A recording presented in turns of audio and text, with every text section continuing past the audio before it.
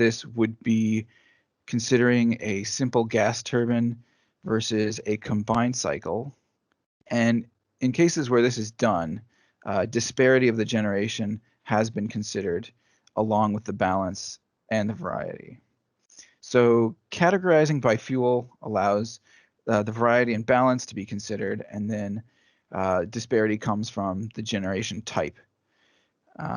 Diversity of generation can be considered either on an energy basis or a capacity basis. Next slide, please.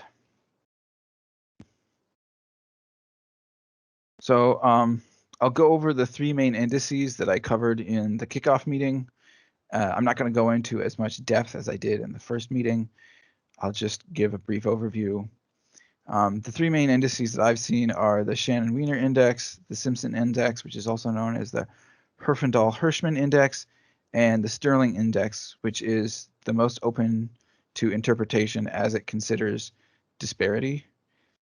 There are other indices in the literature, but many of them only consider a single component, such as the number of categories, or there's also indices where the equations are rather large and complicated. Next slide, please. So the diversity indices treat all generation types equally, and they do not consider any other variable. Other qualities of the generation source do not come into the equation at all. Maine is a good example of this. In 2013, mathematically, Maine had the most diverse generation portfolio because it had balanced generation, where its three main fuel sources were roughly equal. The generation technologies also had fairly large disparity coefficients. In 2013, Maine's primary energy sources came from hydro, natural gas, and wood. Other characteristics such as response time, carbon intensity, or even cost are ignored in these equations. For these reasons, we must be careful how we use these indices. Otherwise, we may end up with results we are unhappy with, or the system may not be operable at all. Next slide, please. So staff made and presented in the opening stakeholder meeting for this work group a rough draft, like an estimate of how generation diversity in the state is projected to evolve in the future. As we can see, staff is projecting that diversity in Michigan's generation portfolio is expected to increase in the near future, but there may be an inflection point in the future if a fuel or generation type is removed. All of the indices are, I guess, open to threshold effects. And so having a specific type of generation or fuel removed can have a dramatic effect on these indices. I would also comment that this was done using a spreadsheet, and it was based on the resources that are expected to come online in the next 15 years, and it was a projection. So a modeled dispatch of the expected generation that should come online in the next 15 years should be more accurate and more precise than what's presented here. Next slide, please.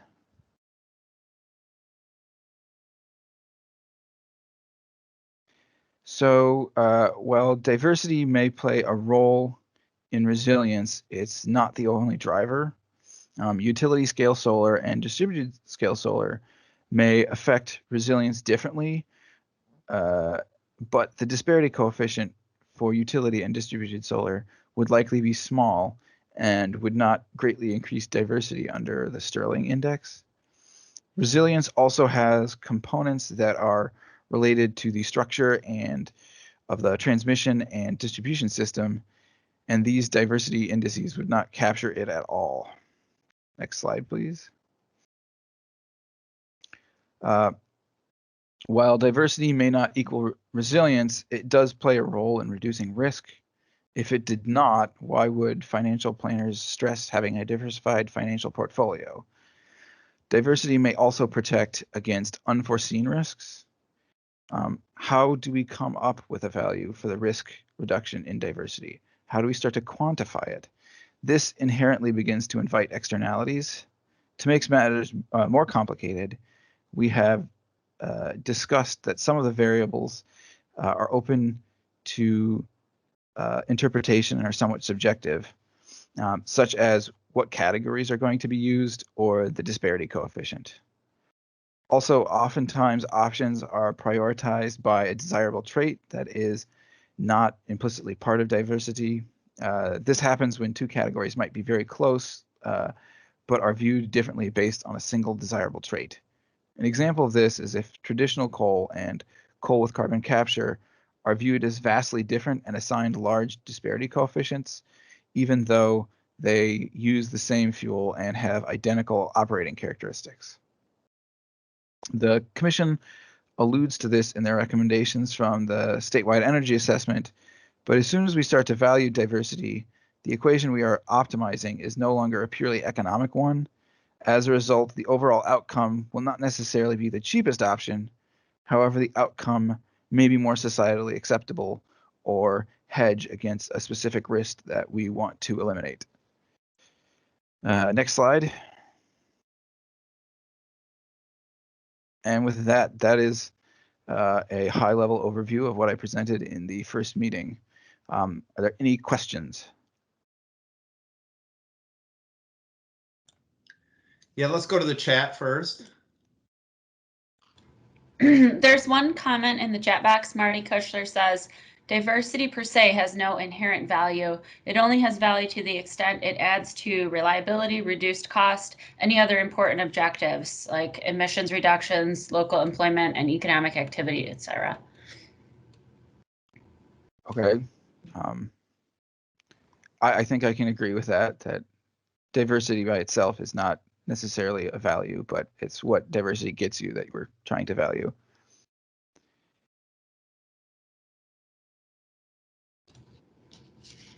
I don't see any other questions at this point. Does someone have a raised hand? I just saw something. Okay. Shannon? Yes. So my name is Shannon Burt. I'm the energy manager at the U.S. Army Garrison Detroit Arsenal. And so the question I have is, it looks like this analysis is just on one single source of generation. So it's just electricity, correct? Yes, that is correct. It's just the electrical generation. So if you're looking at multiple factors, is there a way for you to do that? So for example, if you're looking at natural gas as part of this equation, you've also got natural gas as a fuel source that's a known source of issue based on that 2019 report. So how do you accommodate for that when you're looking at the analyses moving forward? Over. I haven't really looked into that, but I would imagine that you could also, if you're looking at just the diversity of natural gas supply alone, you could analyze the sources of natural gas and how, like, the balance of your natural gas sources and the pipelines you use. I think disparity might not be as big of an issue because the commodity you're looking at is fungible. So I guess you could start there, but I guess I could look into the literature and see how you would do that. Yeah, and that's a good point, because the C really got into the idea and the questions around natural gas competing, heating fuel of natural gas competing with electric generation, and definitely something that needs to be considered as we move forward. Paul, I saw your hand raised too. Well, I think we've been discussing diversity of generation. How would you incorporate the diversity supplied by demand response and energy conservation activities? So in the studies I've seen, they've all done it from the generation point of view. You could probably include energy waste reduction in terms of the energy, but you wouldn't be able to include it necessarily in a capacity analysis. And then the DR, you'd have to do it as a capacity resource. So that, I don't know. I guess I'm gonna have to go look into that as well. Naomi, your hand's raised as well. Yeah, hi there. I'm just wondering if expanding on, I think it was Marty's comment, because for some reason my chat's not working. I guess I kind of view the value of diversity as being the associated, directly attached to the risk that it mitigates. So it would also include, fuel risks, which I don't think were mentioned, or reliance on a particular type of generation inherently poses a risk. So that might expand that definition a little bit. Yeah, and there's a couple more comments in the chat, questions in the chat. Sarah, do you want to read those, or you want me to read them? Sure, yeah, I'll go for it.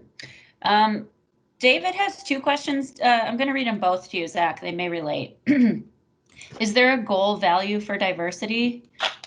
Also, say in the future coal and gas retires, therefore diversity decreases. Is that considered bad, since the implication seems to be that higher diversity equals good? Well, from my understanding, a lot of what diversity is, why it's valued at all, is because of risk reduction. And so, or you're trying to hedge against specific risks. So, well, if you retired coal or gas, you would be decreasing diversity. There might be an alternative societal benefit that, is offsets that reduction in diversity. And it comes down to a value proposition, which is kind of what I was alluding to through the whole thing, is that it's, in some ways, our valuing of diversity is somewhat subjective and depends on what you're trying to get out of it. And you have to be careful about what you're trying to get out of it, instead of blindly just saying, okay, diversity is good, so we should increase diversity. Thanks, And, Zach. Should I keep going, Jesse? Yeah, I think so. Just a time check though. Just stay on track. Let's do Lauren's and Ward's Sure. questions, and then we're going to have to move on, I think. Lauren asks, is all diversity equally valuable, or does this depend on location? Are there locations or system conditions that could make diversity more or less valuable at a certain location? So yeah, I think that so I've only looked at the diversity as looking at it for a specific area, but I think you could consider that location being an aspect of diversity, if you were so inclined. That would probably be a much more involved analysis than what I did, just as sort of a demonstration. Okay. Ward Camp asks, so if just generation, where does storage fit? So actually the studies have seen actually eliminated storage from their consideration because they were not considered a source of energy and a sink. They were considered a sink of energy and not necessarily a generator of energy. It would probably come up more as if you were looking at capacity, a sort of capacity diversity versus energy diversity. Okay, thank you, Zach. I really appreciate it, and I really appreciate all the questions here too. I would love to keep these conversations going longer, but like I said, we do have quite the packed agenda. So with that, we should probably move on to Mark Kaiser. Yes, thank you. So, you want me to go through the bio real quick, Mark? And sure, if you'd like to. All right, so Mark is a regional director for the central region of MISO, managing relationships with members and customers in Michigan, Kentucky, and Wisconsin.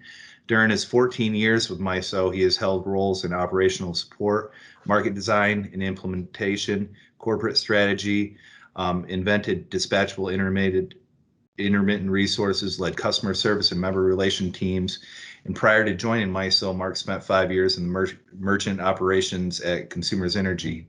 Took 3 degrees from the University of Michigan. Go Blue. And was raised in Jackson. He hopes to once again live in uninteresting times. I like that. Yeah. With that, go ahead and take it away, Mark. Sure. Wow, this has been a really interesting conversation already. I hope you guys go relatively easy on me. I want to reiterate or repeat the last thing that the previous presenter just said about storage and being more important if it were a capacity versus an energy conversation. I found myself asking some of the same questions about, what's the significance of these measurements, and I think that one is really important, and that's kind of what we're focused on is attributes and diversity of attributes. So there's some important stuff that I wanted to make sure I covered. So at a few times here, you're going to notice that I'm actually reading instead of just kind of walking through a slide. So let me start with my main point. And it's going to touch on those attributes, capacity versus energy versus other attributes. So MISO's approach to resource diversity is not to focus on one resource type or another, but it starts with our mandate to ensure reliability for the grid. All resource types have pros and cons, whether it be the ability to ramp quickly or the seasonal nature of fuel or the need to produce at a single output most of the time. The grid operator's role is to maintain reliability as efficiently as possible given the resources on the grid. In a time such as now, when the resource fleet is in the process of undergoing significant change, it's important for the grid operator to communicate future grid needs based on what resources will be on the system. So what I'm going to be focused on is what MISO is focused on, and that is communicating the future grid needs. And some of those are energy, but we'll also see significant grid needs in things like flexibility and ramping. So let's move to the next slide. And this is the second time I've been invited to speak at your events. I really appreciate the opportunity. And I realized last time I didn't kind of introduce what MISO is. We are the Mid-Continent Independent System Operator. We are a transmission operator, grid operator through a good part of the center of the United States, shown in blue here. And I've also highlighted some of our neighboring RTOs. A good portion of the United States is monitored. The reliability is monitored by a regional transmission operator. So we operate through 15 states plus the Canadian province of Manitoba. We're providing reliability to 42 million end-use customers. We use markets to provide reliability as much as possible. So 30 billion in wholesale market transactions take place on our grid in a given year, give or take. We have 180 member utilities, 460 market participants participating with us. And yeah, I'm not going to touch on it a lot today, but one of the very important things that we have moving forward as the resource mix gets more distributed is coordinating well with these neighboring entities. It's kind of something to leave you with as you think about this slide and think about the interactions, think about especially energy flowing into Michigan. A lot of that energy flows over transmission lines that are owned by participants and members of other RTOs. And then up there in Canada, you can see a different kind of slightly different organizational structure in Canada. So working well together with our neighbors to coordinate reliability going forward is a very important topic for MISO and its members to address. Next slide. So talking about these attributes and resource changes, MISO has been doing research over the last few years. This is a high-level summary slide of effort that we have called RIIA, the Renewable Integration Impact Assessment, RIIA. You can find more information. You should be able to Google that acronym RIIA or the full string if you want more information. This is kind of the summary. The study looked at the MISO grid and added renewables in 10% increments. because over the last few years, it's become more and more clear that good portions of our footprint, Michigan is no exception, have plans to move toward more and even complete renewable portfolios to varying degrees, greater or lesser here and there. So we've been conducting models and adding 10% renewables, 10%, 20%, 30%, all the way past 50% to see what kind of issues arise. And to summarize, what we found is that, well, right now MISO is at about, the MISO footprint is at about 12% overall. Although there are some smaller areas of the footprint that are at much higher percentages integration of wind, particularly wind, even than 12%. What we found is that with certain accommodations, mostly doing things the way we've been doing them with a little bit of transmission build out probably, we can achieve 30% renewables on the grid, up to something like 30%. But at 30%, we start to see a real change in our capability and the needs of managing the grid. And so this comes back to the need for diversity. So the needs to manage the grid are clearly defined. Given a supply and given a demand, we have energy needs, we have ramping needs, we have capacity needs. You need to be able to be sure that a resource is there. The system needs to be stable. It's both an electrical and a mechanical system. And just like a wheel out of round is going to make a bike or a car malfunction, the system has stability needs. It can't be out of round. So there's those needs, there's voltage needs. All of these things have to be in a balance. And what we see on renewable penetrations over 30%, you start to have specific areas where you need to do extra work to maintain that balance. And those 5 areas are kind of listed here on the left. I've talked through just a couple of them. 2 of the first and foremost that we're going to be find come upon us are flexibility. Wind resources that we have now and solar resources that will be coming on the grid will ramp quickly in both directions. They have great ramping capabilities when the resource is available, both up and down. But then as the resource is becoming unavailable, thinking of the end of the day when the sun is going down, or in extreme situations where either wind is picking up very drastically or more importantly, dropping down very drastically, you'll have severe ramping needs. And the more renewables you have, the more the ramping need grows. So one of the first attributes that the participants will need to focus on is ramping capability of other resources that can respond. And there are lots of different ways of doing that. Storage has come up. Michigan is blessed with Ludington Pumped Storage, which is also a very great resource for providing that ramping flexibility. But that's one of the key that we're going to need as much or more of than we have now. When we talk about 2,000 megawatts of ramping capability, that's something that the MISO system experiences today. But at 30% renewables, you're talking about an order of magnitude higher, where you're talking about a potential need for 10 to 15 or even 20,000 megawatts of ramping capability over the same time period, over an hour time period. The other one that we're going to need to focus on sooner rather than later has to do with the distributed nature of the resources. So a lot of what we're talking about is retiring resources that were larger, typically larger, and built in specific locations on the grid. And so when those resources were built, and some of these are 30 years old, 40 years old, more than that, they were transmission solutions developed to ensure that they could be deliverable to where they need to be. So now if you talk about replacing some of those resources, or even a good portion of those resources, if you're thinking far enough out, with a more diverse fleet of distributed resources being wind and solar, and even the DERs, or distributed energy resources, that someone mentioned, that's going to take potentially different transmission and you'll need to have more capability to transfer energy. There's going to be days in Michigan where it's very windy and maybe sunny, although I don't remember too many of those. Solar does work on cloudy days, so I'm not trying to take a poke at solar or a poke at my sunless childhood. But there will be other times when Michigan won't have the wind or the solar, but other parts of the Eastern Interconnect, the interconnected grid, might. So the capability of bringing energy into and out of a given portion of the grid is going to be very important as well moving forward.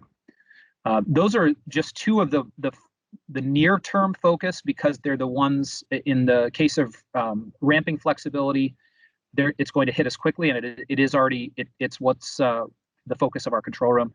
And then transmission build, because it's such a far forward-looking item. Can move on to the next slide. I just have a little bit more information to provide to you, and then I'll take questions. So given some of this research that we've done, we're really at a point where we have a lot more questions and issues than we do answers, solutions to provide.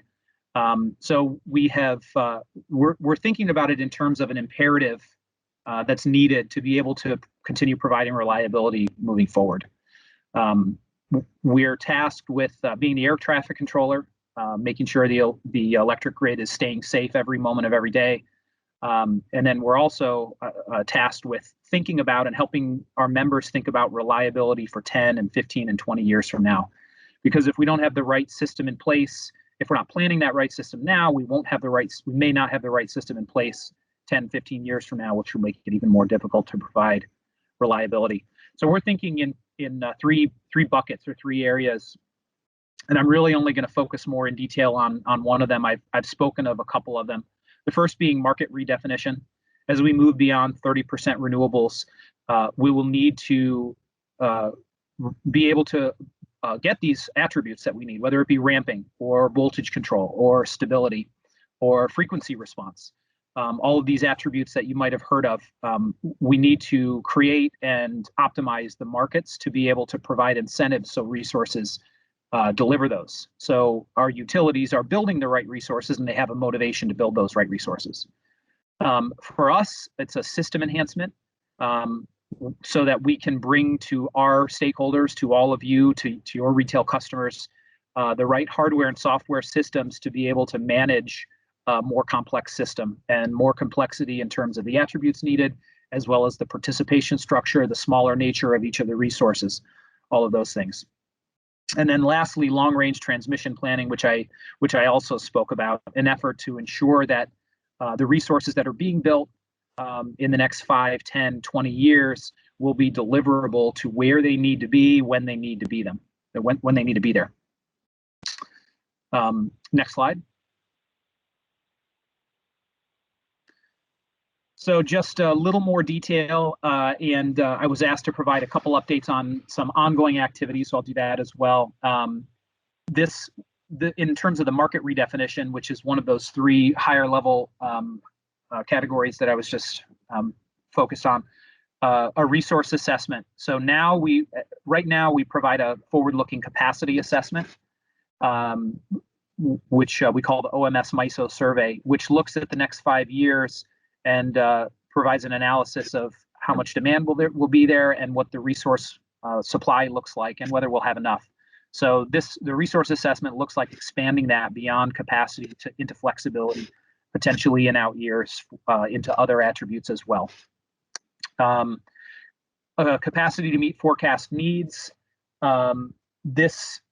Our resource adequacy construct, which I'll tell you a little bit more about, is addressing this, and we're looking to make changes to continue to enhance that.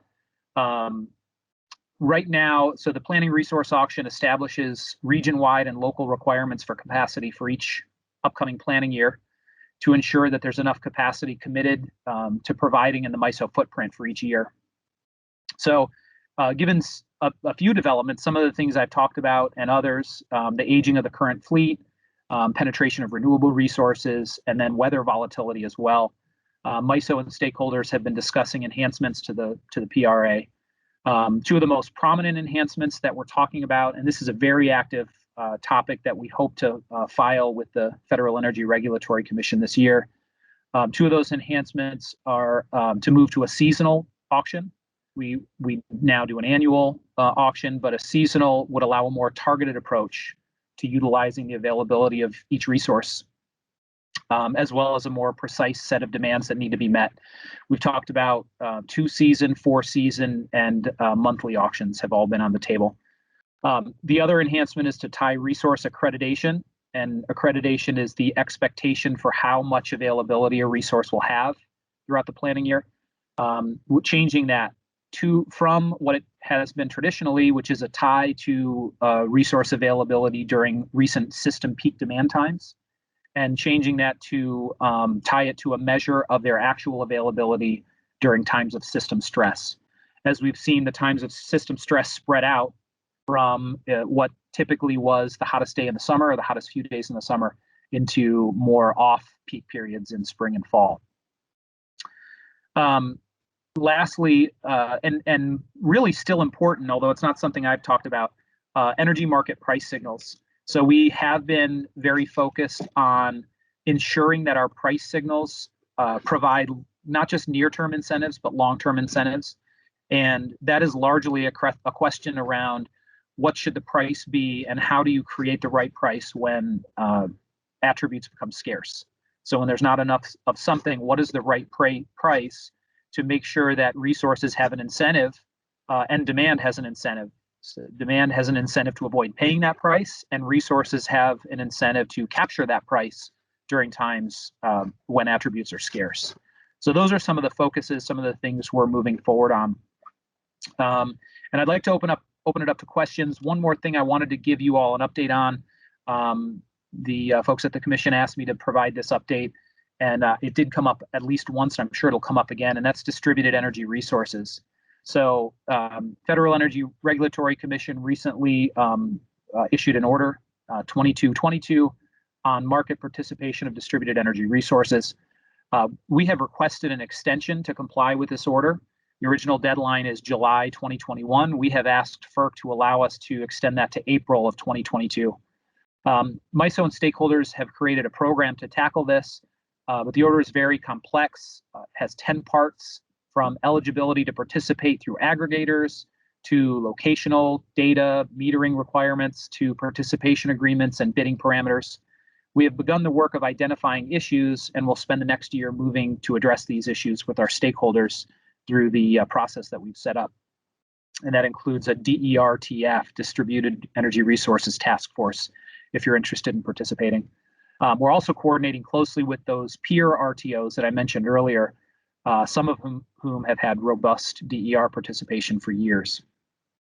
So with that, I'll turn it back over and open the floor for questions. And again, I've enjoyed the conversation already and hope it continues forward this afternoon. All right, with the interest of time, we're a little behind here. So there's three questions in the chat. Let's just go through those real quick, and then we're gonna have to move on. So you're getting off easy, Mark. Okay. Okay, I'll dive in. Scott Fisher asks, can you clarify your definition of renewable penetration is it annual energy or capacity? That's a good question, and you'll hear it both ways. When I said 12%, that is annual energy. Okay. And that's also true in the 10, 20, 30 in the RIA assessment. That's also annual energy. Okay. Have there been any discussion of options to promote adding flexibility? To this time, the focus has been on communicating the upcoming need for flexibility. Okay, thanks. From Shannon Berg, have there been conversations regarding how hydrogen could provide multiple solution sets, i.e. storage and fuel blending, replacement for natural gas? What conversations are occurring to deal with current barriers to larger distributed generation? Are you looking for test bed sites located along the MISO? So there's a few in there. MISO we manage the resource interconnection queue, but we don't stock that pond with resource types. So whatever resources are economically viable to the point that they're interested in participating in the queue, Those are the resources that we are engaging with and working to deliver into the system. But we don't specifically work with participants or potential providers of resources, including hydrogen resources, to test or to promote or advance any one or the other. I hope that helps. Yeah, thank you.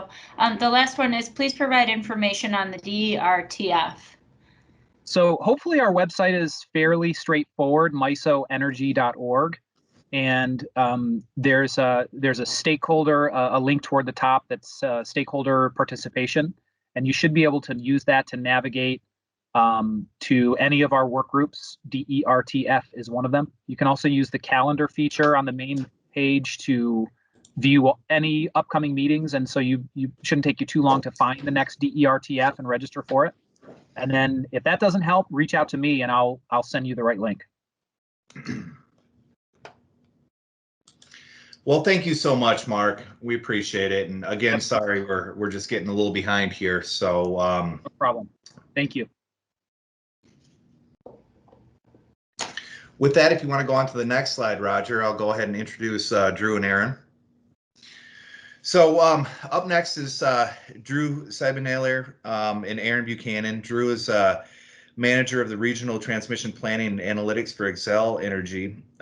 He began his career as transmission planning engineer for the Mid-Continent Area Power Pool, transitioning to the role of Regional Transmission Planning Engineer for Xcel in 2015 with a focus on the MISO planning efforts.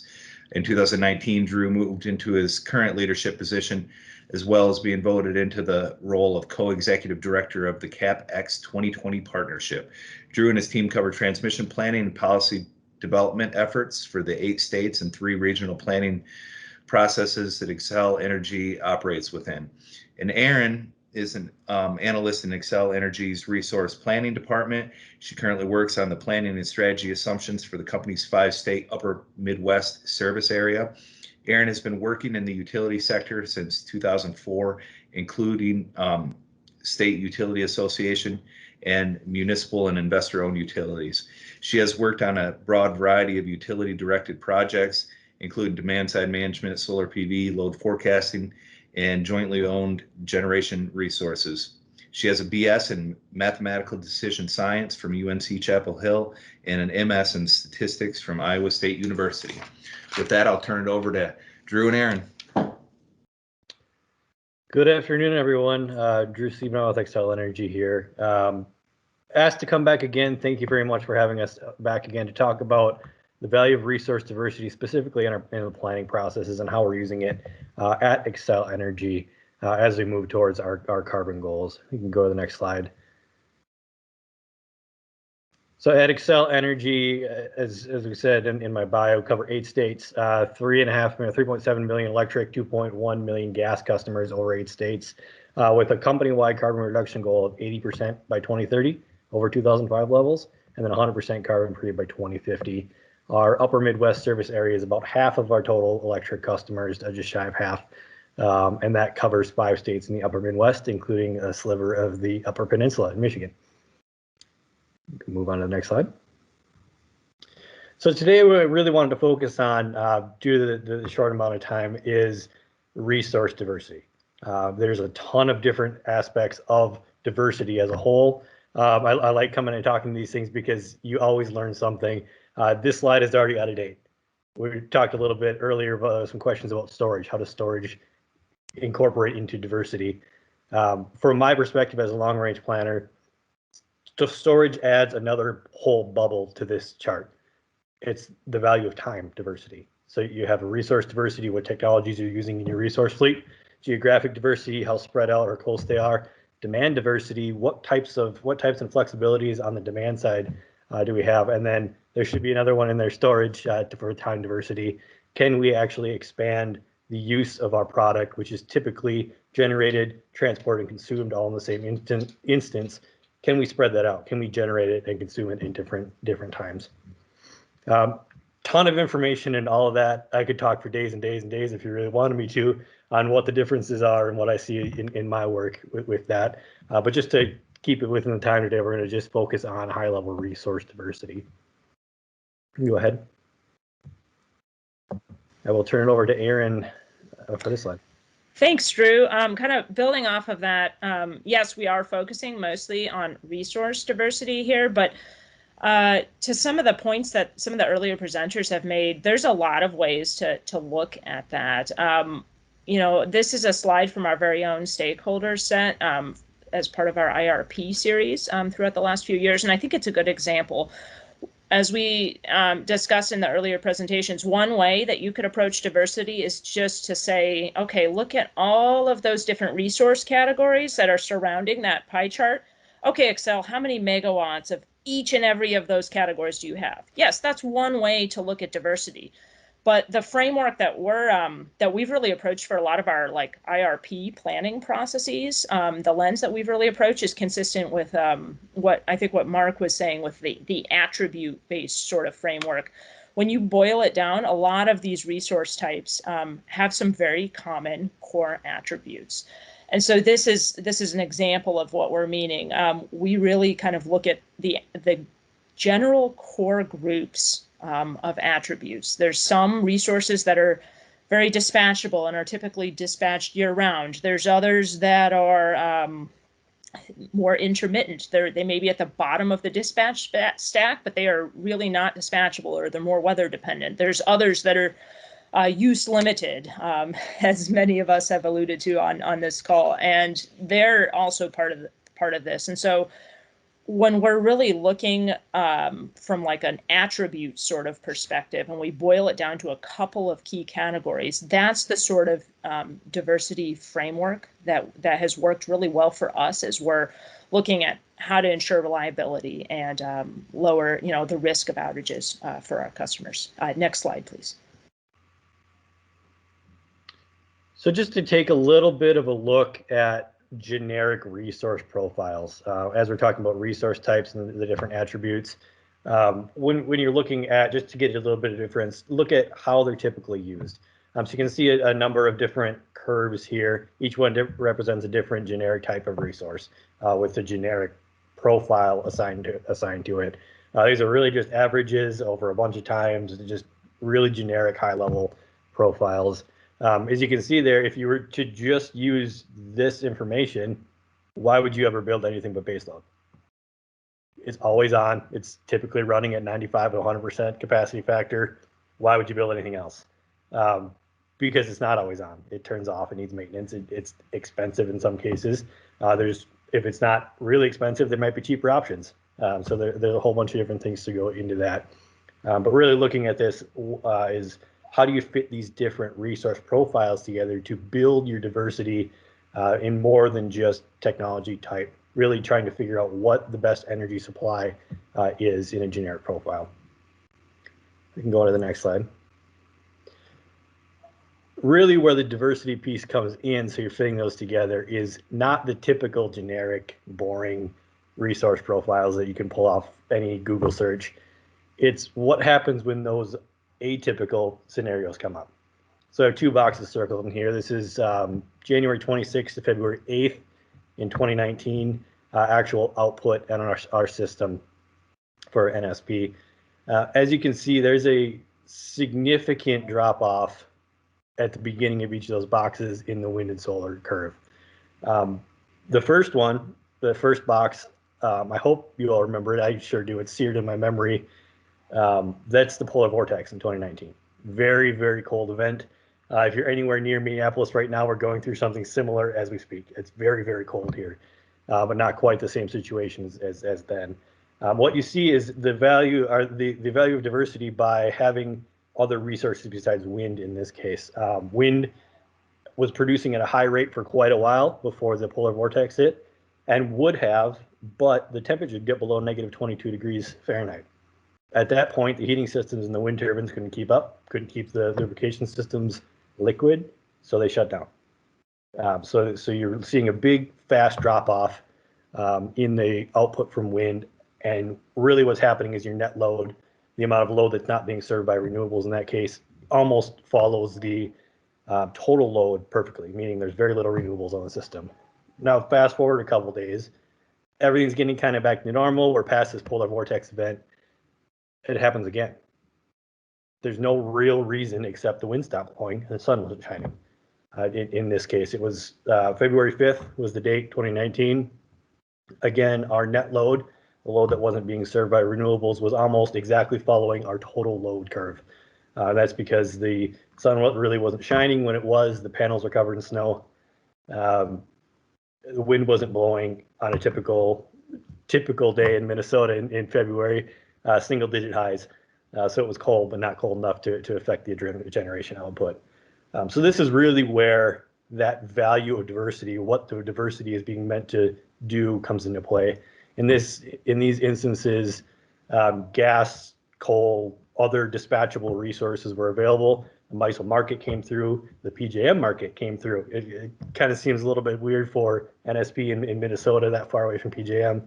But the PJM market came through and delivered some energy that was needed to keep the system in balance. So things worked as they were designed to work in a situation like this. But it serves as a great example of when resource diversity becomes extremely valuable. I think we can move on to the next slide.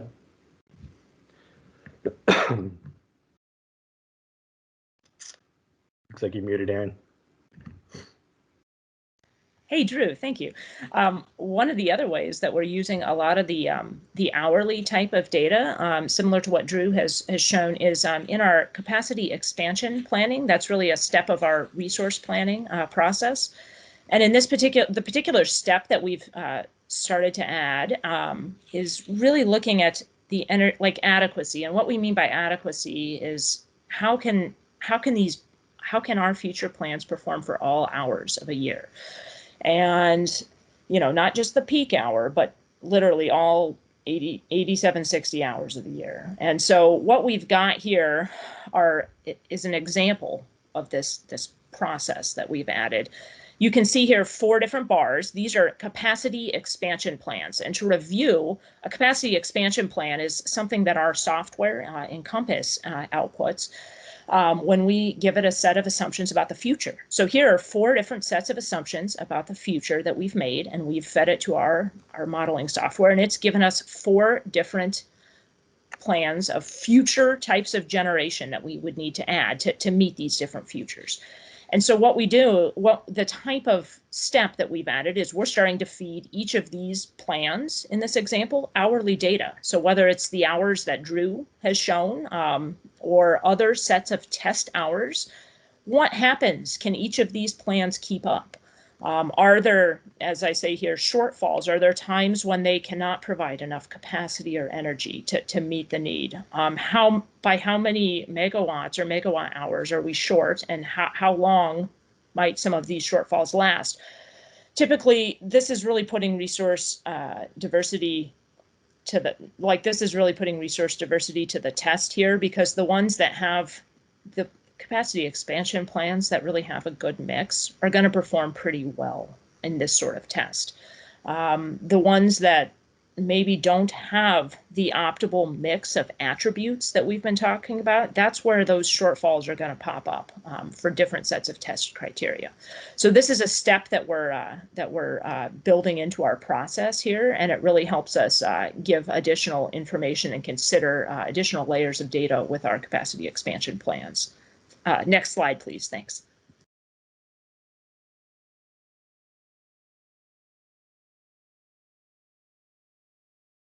Now you're muted, Drew. Thanks. So to learn my own lesson. So what's the deal?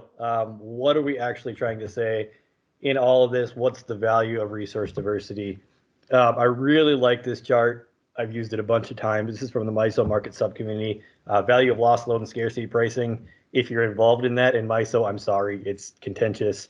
Maybe you're having fun with it, I don't know. But I really like this slide that they came up with in that. In this, they're talking about market prices and caps. But really what I like to use this for is to show that all of these considerations come down at the end to what's the best value. Why are we doing this?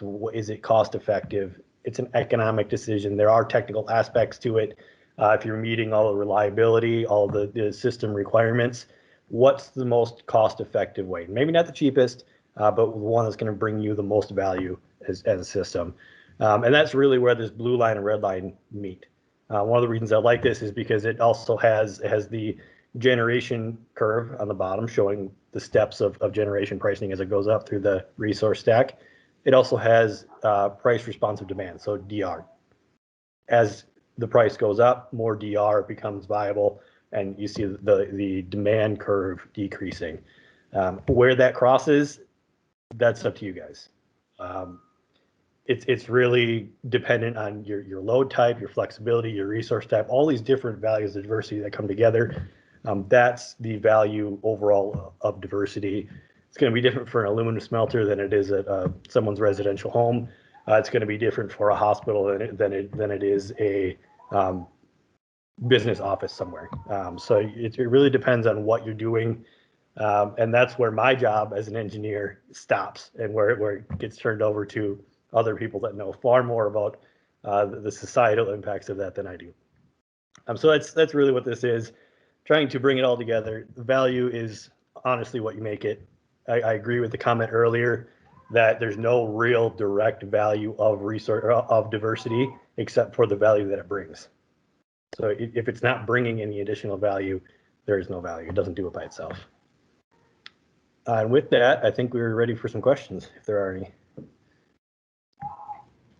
Okay, there's 2 in the chat. I'm going to let those. I'm going to have us answer these, and then we have to move on. Again, I really apologize, but we've tried to pack a lot into this agenda. So let's try to get these 2, and then we'll go on to the next presentation.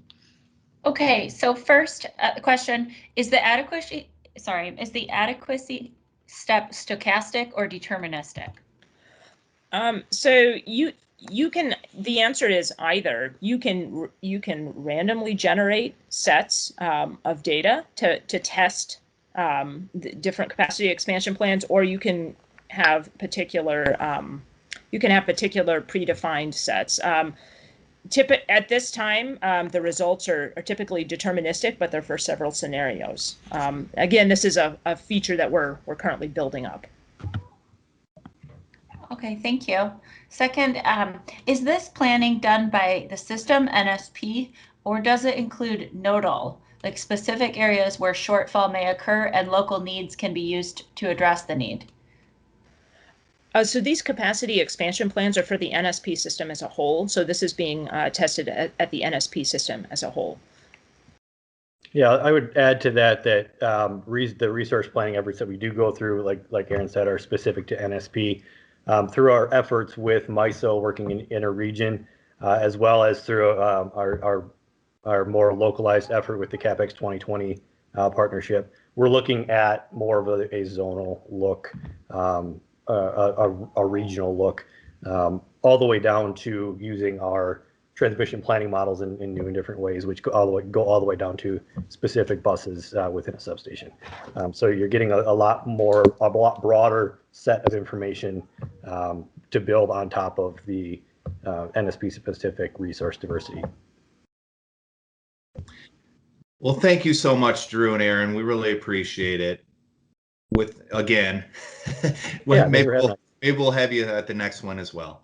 But with that, we'll go ahead and turn it over. I'll read Dr. Michael Milligan's bio here while we're pulling up his presentation.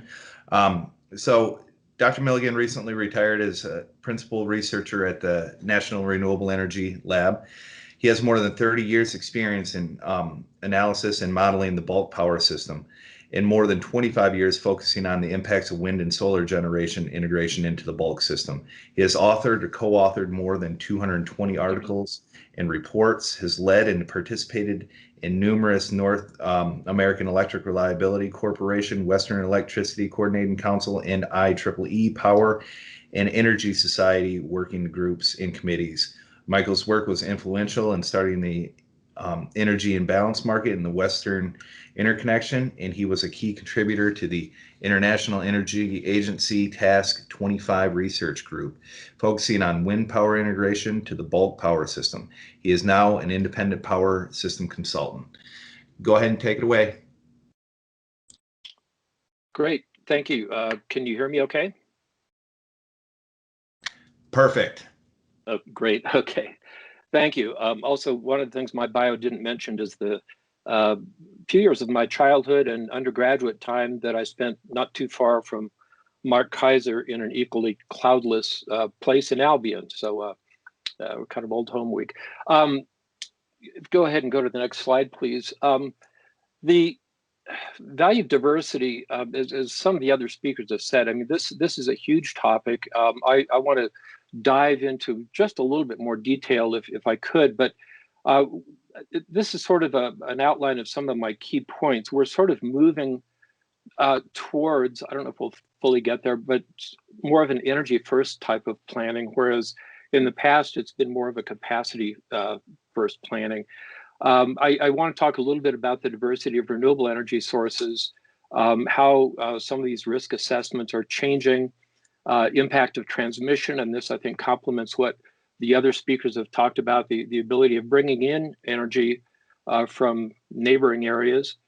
And one of the things that I think we're trying to drive towards is more of an integration of generation and transmission planning. It's harder to do that, but I think it allows us to squeeze out a little bit more value of both generation and transmission if we can sort of integrate that planning together. And then I'll talk a little bit about valuing diversity, and I've got a nice little cartoon of demand response. Hopefully we'll have time for that. Next slide, please. The diversity is a huge feature of almost every aspect of the power system that you can imagine. And I talk a little bit about the evolution of the grid. We started out, 100 odd years ago with cities building grids, and then at some point realizing, if I connect with a nearby city, I get some diversity in contingency plans or outages. I can share energy. Go to the next slide, please. So you see, not only in the East where we have a lot of RTOs, but in the West we have this burgeoning energy imbalance market. And so these are both examples of how the grid has been evolving and continues to evolve to capture some of the diversity that you get, across time zones, across different load pockets, generation diversity, the whole gamut. Next slide, please. So when I talk about energy first planning, and again, I don't know if we're going to totally get to this point or not, but we're looking more at high levels of renewable, however you want to define that. Mark talked about MISO's RIA project, fairly aggressive, looking at 30% renewables. And so the question now sort of becomes, all right, if I have that level of renewables and some demand response, what do I fill in with? And it's certainly going to be a lot less of the baseload resources that we've traditionally had. Other speakers have talked about the importance of flexibility and ramping, and that's something that we're paying more attention to now than we probably ever have in the past. And so, the question is, what do you fill in this white part of the triangle with? I've got DR counted twice, but it could be storage, could be some quick start thermal units, some sort of hydrogen, or who knows what. But that's kind of where we're moving, and perhaps to some extent have already moved to change the way that we do our planning. Next slide, please. You're probably all familiar with the characteristics of, I'll call it variable generation, renewable generation. It varies. It's predictable, but certainly not perfectly. It has a marginal cost of zero, so the cost of 1 more megawatt hour from wind or solar is negligible. It's zero, basically. We can dispatch wind and solar plants either up or down, but of course, to dispatch it up means that the wind has to be blowing or the sun has to be shining. And so we think of that as saying, well, if I pre-curtail the wind or the solar, then I can turn it up. That's actually the same thing that we do with a gas resource or any other dispatchable thermal resource. The terminology is different, but if a gas plant is running at maximum output, you clearly can't increase its output. We need more flexibility, and the other speakers have talked about that. And when I talk about ELCC, this is effective load carrying capability, which is contributing to the reliability of the grid. Wind and solar can do that, but it's usually at a pretty low fraction of its nameplate capacity. Next slide, please. So when you take a look at how wind behaves and how that changes the demand, this is actually, I believe, an example from Minnesota from a study we were involved with a few years back. And if I'm not mistaken, this is NSP's demand. Wouldn't swear to that. But you can see demand in red, the wind in green, and if you could perfectly, accommodate or utilize all of that wind energy, the blue trace that you see represents what we call the net demand or the net load. And you can see in the diagram, ramps are steeper. You need the ability of turning down resources during low net demand periods, lower than they otherwise would be. And you can see at nighttime over here on the right, the blue is substantially lower than the red. The red would represent the minimum generation that you would need ignoring the wind. But now that you've got all this wind, you've got to turn your thermal fleet down to 7 or 8 gigawatts instead of the 10 or 11 that we had earlier. Next slide, please. The duck curve, we've probably all seen this. This is the impact that solar has on net demand. And again, the idea is that if we could fully utilize all of this solar, and there's some wind energy sort of hiding in this as well, then we would need to be able to dispatch to the net load, which you see is sort of the belly of the duck. And so during the middle of the day, instead of having to turn up our resources, we turn down the other resources. And yet we have a pretty steep ramp that we've got to field late in the day as the solar dies off and demand typically hits a secondary peak late in the day, depending on the season. Next slide, please. So when you put the wind and the solar into the dispatch stack, and this particular study is from some work that we did at NREL a number of years ago, you can see the wind in blue and the PV in yellow, and concentrating solar, we had a little bit of that in this study, in the orange, but you can see that the diversity of resources, and this is all the resources, you stack it up so that you can meet demand. And in this example, we had no real dispatchable demand or demand response, and that's going to add certainly another wrinkle into how we run the system in the future. Next slide, please. And actually, let's go on to the next one as well. So if you look at diversity, just focusing on renewables, we have diversity over all time scales. And this particular graph is from the old Buffalo Ridge wind plant up in southwest Minnesota. NREL ran a data collection program for many years, collecting 1 second data from different strings of turbines. And so if you look at this graph down at the bottom in the dark blue trace, you see a trace of 15 turbines at Buffalo Ridge. And this is second by second data. It's roughly 8 hours of data. And you can see that the output is bouncing around quite a lot. If you go to the middle panel, this is another string of turbines feeding into a different substation nearby. There were 200 turbines in this sample. And you can see that the output did change, but it didn't change as much on a per unit basis. And we're actually looking at the output normalized to the mean so that we can easily compare these. And then the red trace at the very top is essentially the summation of the bottom two. So we take the string of 200 turbines and add that to the string of 15 turbines. And you really can't see very much difference between the 200 turbine string and the 215 turbine string. This is older. I don't remember the exact turbines. I believe these might have been Zahn 750s. I wouldn't swear to that. Larger turbines with higher towers you're going to see a little bit less of this kind of variability. So we see the smoothing over relatively small areas and over small time scales. And if we could go to the next slide, please. This is a sort of an infamous event in Texas more than 10 years ago, I guess it was now, but there was a large dust storm, which you can see in the satellite picture at the bottom. And you can see that on the left-hand graph, we have a number of different wind plants. And one of them we highlighted just to be able to see it in red. And we can see a 170 megawatt drop in about 15 minutes as this storm moves through and the turbines shut off because it was so windy they had to protect themselves from damage. But if you take a look at the aggregate wind output over on the right, you can see that this event took 2 hours. It was 1,500 megawatts. And that turns out to be a whole lot slower than demand changes in ERCOT.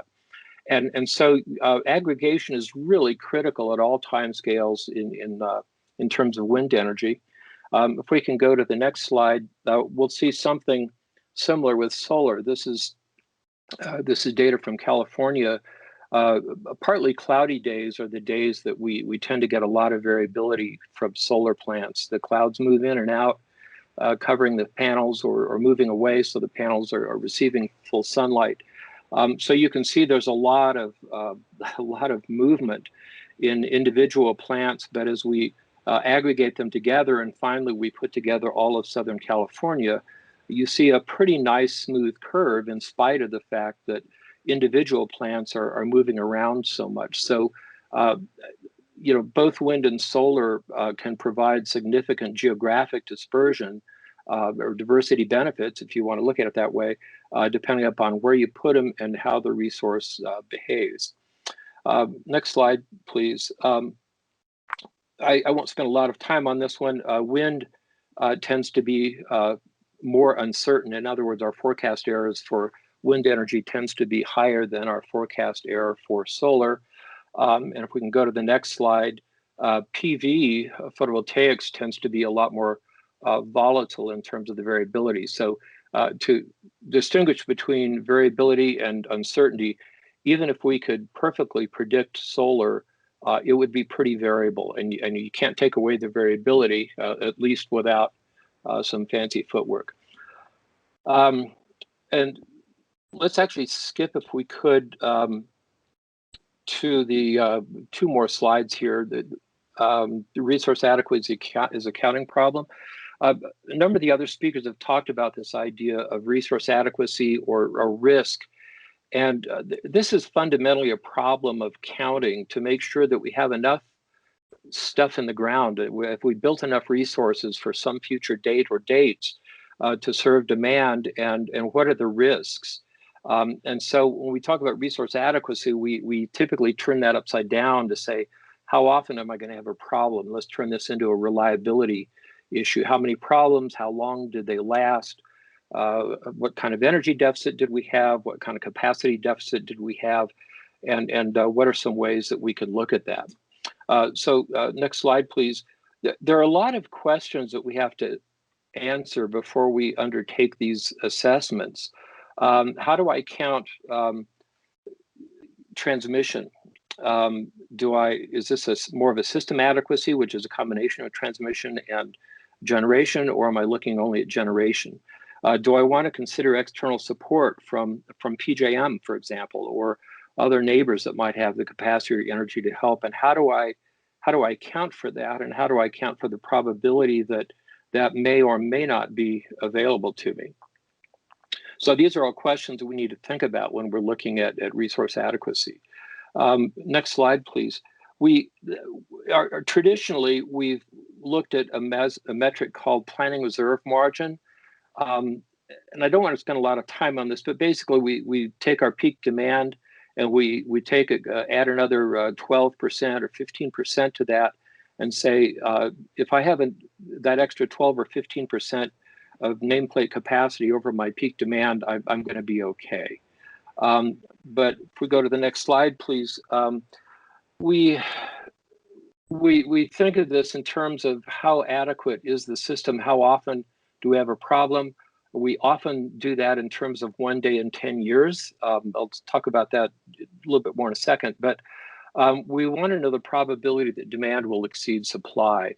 And the terminology that we use, LOLP, is loss of load probability.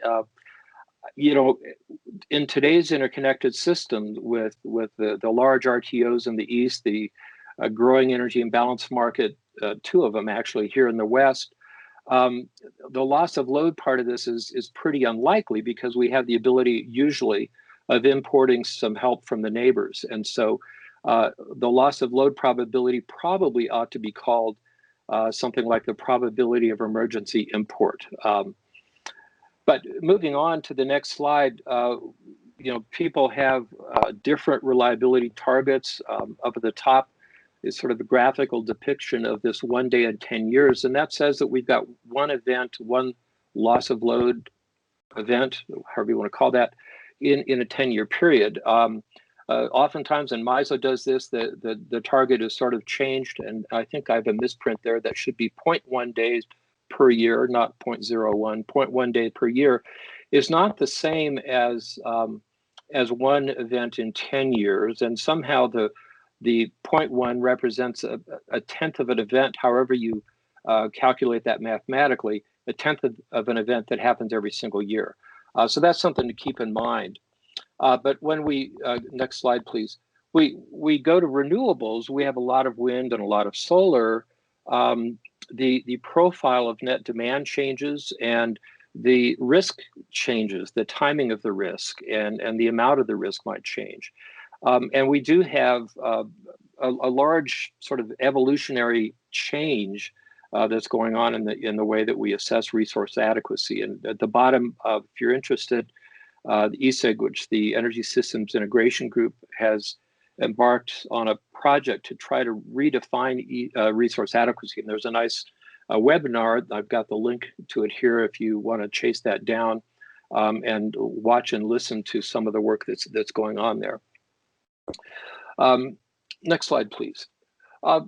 We have changing risk profiles from hour to hour with renewables, but we also have changes in the timing, changes in the risk that can be affected by different large weather patterns.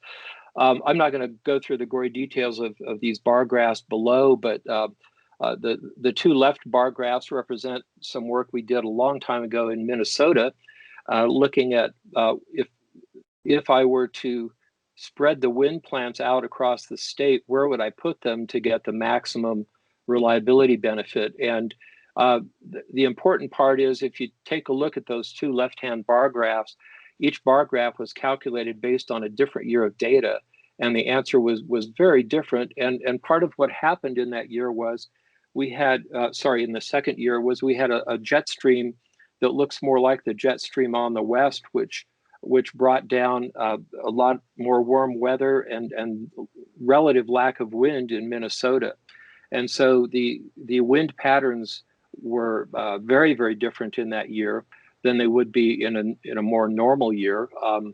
And you see El Nino on the left, La Nina on the right, which typically you're going to get more of the winter storms, but you also might get some of those high pressure systems, the cold high pressure that sit there for a couple of days or something like that. I don't remember who was talking about the polar vortex and the fact that we're experiencing part of that even today.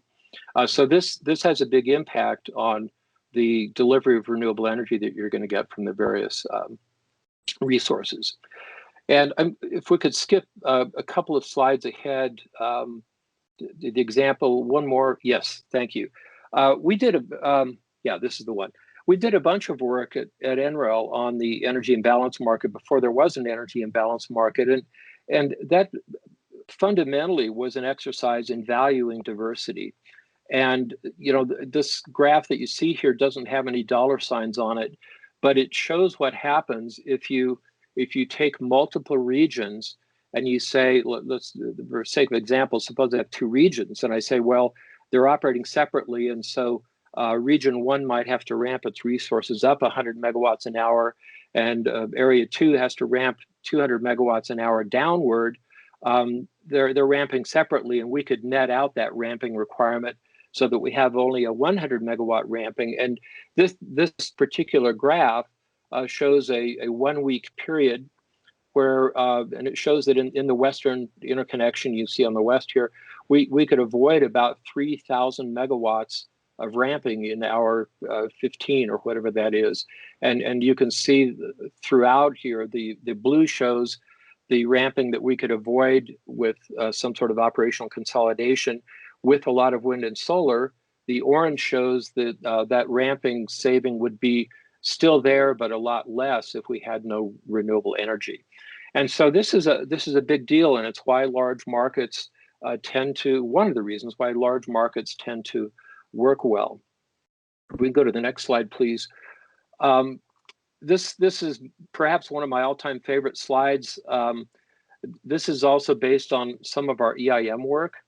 And what this shows is, as you go from a bunch of small balancing areas on the right to, a regional sort of consolidation in the middle to a large consolidation on the left, this represents the reduction in regulating reserves that you can get. And within each of these boxes, we also were accounting for the differences in dispatch speed. Now, in the West, we had some kind of religious wars over, can you really do better if you have a faster economic dispatch time step compared to the 1 hour that was pretty typical before the EIM came about. You've already got 5-minute dispatch in MISO, and that's going to be a really great benefit to allow you to dispatch quickly and minimize regulation. Next slide, please. Back 10 years or so ago, a little bit more than that, we actually, at NREL, we partnered with MISO on the Eastern Wind Integration and Transmission Study. And part of that was to look at the capacity contribution of wind on the system. And MISO did a lot of the modeling runs and looked at with and without a transmission plan. How would that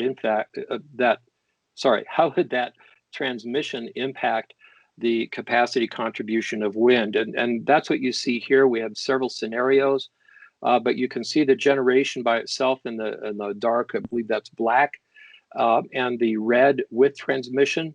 That's kind of a narrow way of looking at it. Say, well, if we build a lot of transmission, that makes the wind look better. Well, it does. That sort of inspired us at NREL to look at this a little bit more carefully. Go to the next slide, please. We looked at this in the West, and we said, the big money question here is, if I build some transmission, can I avoid building generation? And the answer in the West is yes. And what you see in this graph is we did a bunch of LOLP modeling, and we said, what would happen if the West ran in a whole bunch of separate regions, and each small load bubble did its own transmission planning? And then we said, what if there's some regional cooperation? We have a bunch of relatively small regions, and they jointly do their planning and so forth.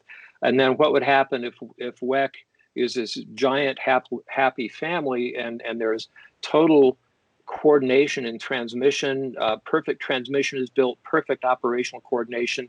And I'm not naive enough to think we'll ever get to that level of perfection, but this chart shows the number of megawatts of resources that could be avoided in these different types of aggregate or different levels of aggregation. So we had a reference case with not a whole lot of wind and solar, but you can see the orange graph there shows about 22, 25. That should be gigawatts, not megawatts. I apologize for that.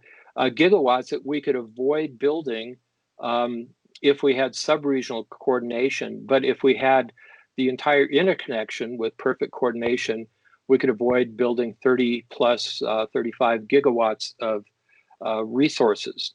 And you can see with high mix of renewables, that is an even bigger impact. We could avoid building roughly 60 gigawatts of resources with a high level of both wind and solar.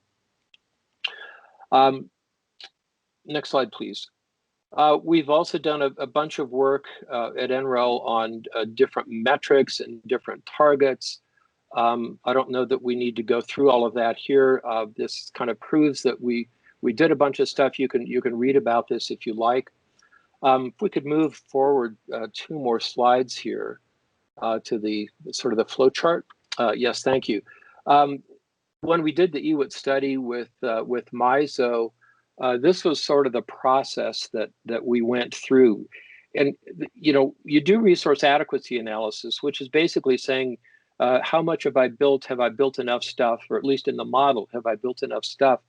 But then you have a transmission plan, and the transmission plan, you know, once you build some transmission, that can change the deliverability of what you already had. And so it's sort of a chicken and the egg problem to figure out, you know, what do I build? Well, what I build is going to depend, at least in part, on what my transmission network looks like.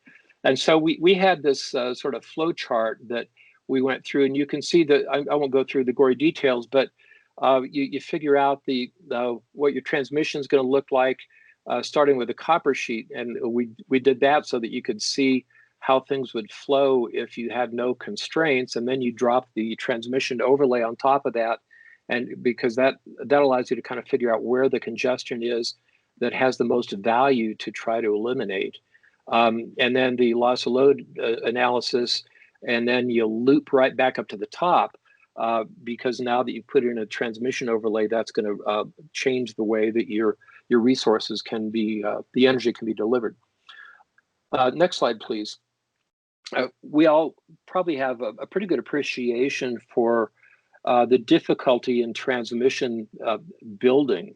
You know, it's not rocket science. We know how to site it, we know how to build it, but you know, getting through the various permitting processes it can be challenging. But one of the other really interesting things, and I know MISO's looked at this kind of thing, is that we don't want to do too much incremental transmission. You know, build a small transmission line that'll help me out in the next 3 to 5 years, assuming I can build it that fast, versus you know, what I'm going to need in the longer term, 10 or 15 or even 20 years out. And the two charts that you see here, I believe these are from Spain, but my colleague and former student, Pearl Donahue, did some work trying to compare what she called the single shot plan for 2035 and the dynamic programming, which is a more robust way of looking at transmission. The upshot of this is that if you look at a single shot, you know, 2035 or whatever your year is, you'll get a transmission plan that may be great for 2035, but it may not be very good for 2035 through 2040 or 2030 to 2035. And so, you know, it's challenging to do the modeling to support this, but you know, transmission is difficult enough to build that we don't want to be going back and re-permitting you know, transmission to increase the voltage of the line and the right of ways and all of that. I mean, reconductoring is a great way to go if we can, but we want to avoid building a line twice if at all possible. Next slide, please. There's been a lot of really keen interest on demand response, and taking demand response and putting it sort of on steroids. You can think of it as dispatchable demand. And on the right, you see a kind of a sample graph of loss of load probability. This is, you know, it's not a one size fits all, but note this is a log scale. And so we typically in a power system have maybe 200, 300 hours, maybe 400 hours when we have any significant loss of load probability. So we're not talking about a huge amount of time. These hours are not necessarily contiguous, and actually will probably rarely, if ever, be contiguous. And so one of the questions is, how can demand response fix the area under the curve here? Because it's not a huge area. And I think we'll have time to do a quick animation of that in a few minutes. Next slide, please. One of the questions earlier, somebody asked about, you know, are we looking at the electricity sector only, or are we looking at energy more broadly? I have not really looked at the broader system. Here's a nice graphic from Livermore Lab. We're looking at electricity generation, and clearly we're at a point where we see vehicles are going to be evolving more towards electricity. So we're going to be changing the composition of the electric grid just by incorporating transportation. And there's a lot of other things that may be going on. And so when we clean things up, in the power system, it's going to be really interesting to see how all of these things play together. And I think somebody also mentioned that natural gas is not only a fuel for generation, it's also a heating source. We see some cities moving away from even allowing new natural gas hookups for heating in the future. Next slide, please. And actually, let's go on to the slide called Modeling Transparency. One more, thank you. So how can we value diversity? It's a tough thing to do. You know, in my world, we spend a lot of times with electricity production simulation models, you know, Encompass, Plexus, GE Maps, Mars for reliability modeling. And if you can feed those models alternative inputs, you know, with diversity, without diversity, you can usually get a nice kind of a delta between the diverse case and the not diverse case, whatever that diversity is and however you're doing it. But we think with, you know, it'd be really nice to have more open source models so that everybody could be sort of on the same page. I put in a reference that most of you probably never heard of, ELFIN, which was a model that was developed by the Environmental Defense Fund 30, 40 years ago in California.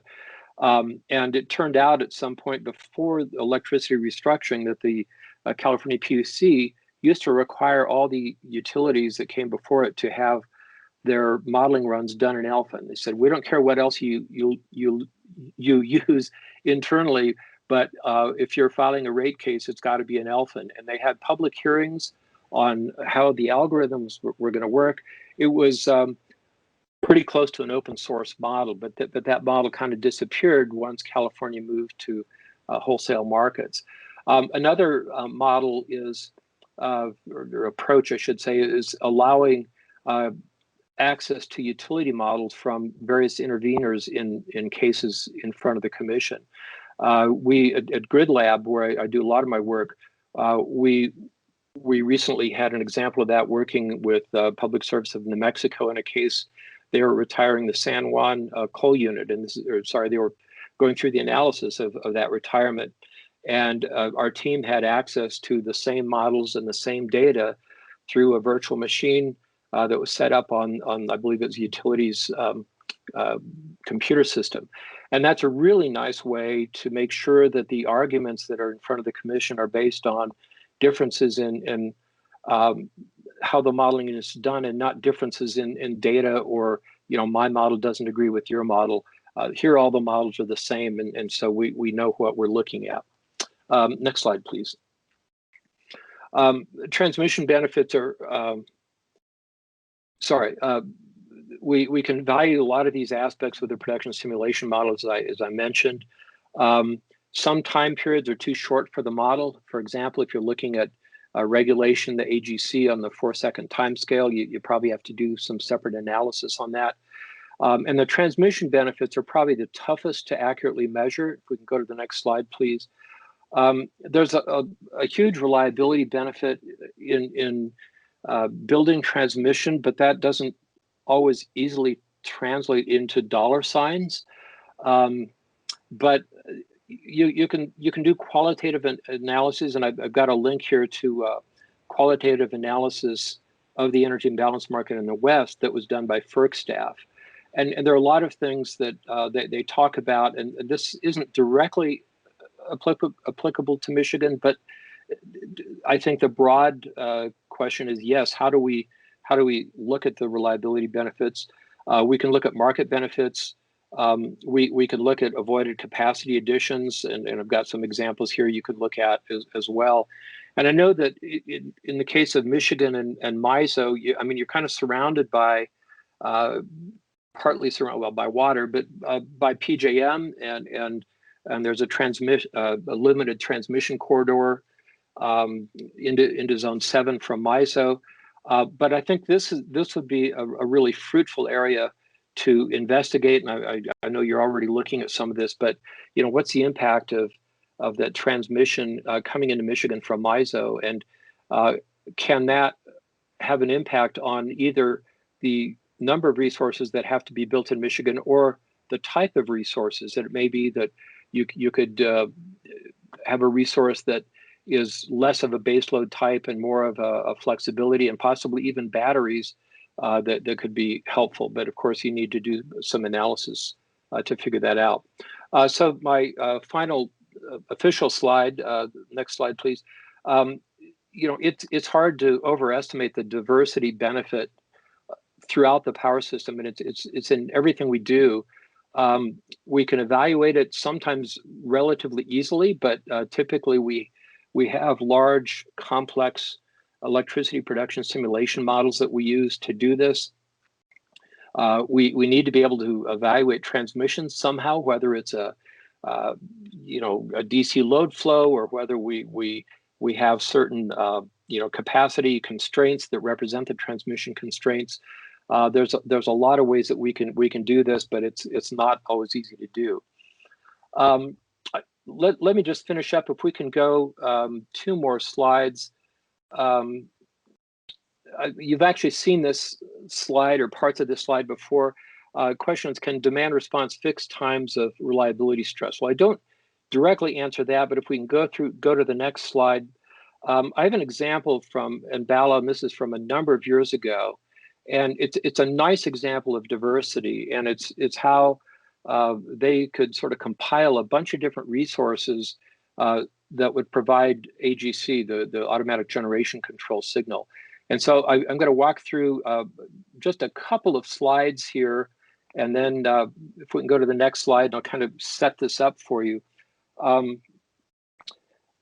What you see on the top is a green line, which is going to be changing as this this animation proceeds.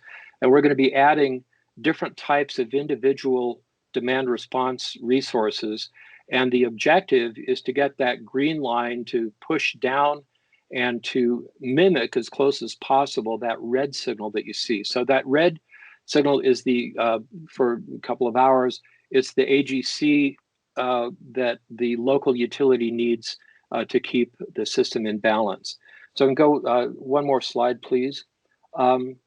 So here we've added a compressor, and you can see now the green line is kind of a block going up and going down. The compressor is either on or it's off.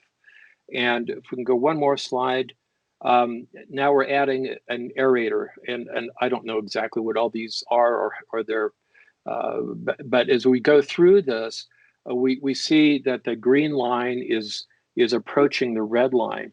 And if you want to go ahead and drop down, we have a animation at the very end of this, which will speed this whole thing up. And thanks to Naomi and her staff for doing this. But this is a really nice example.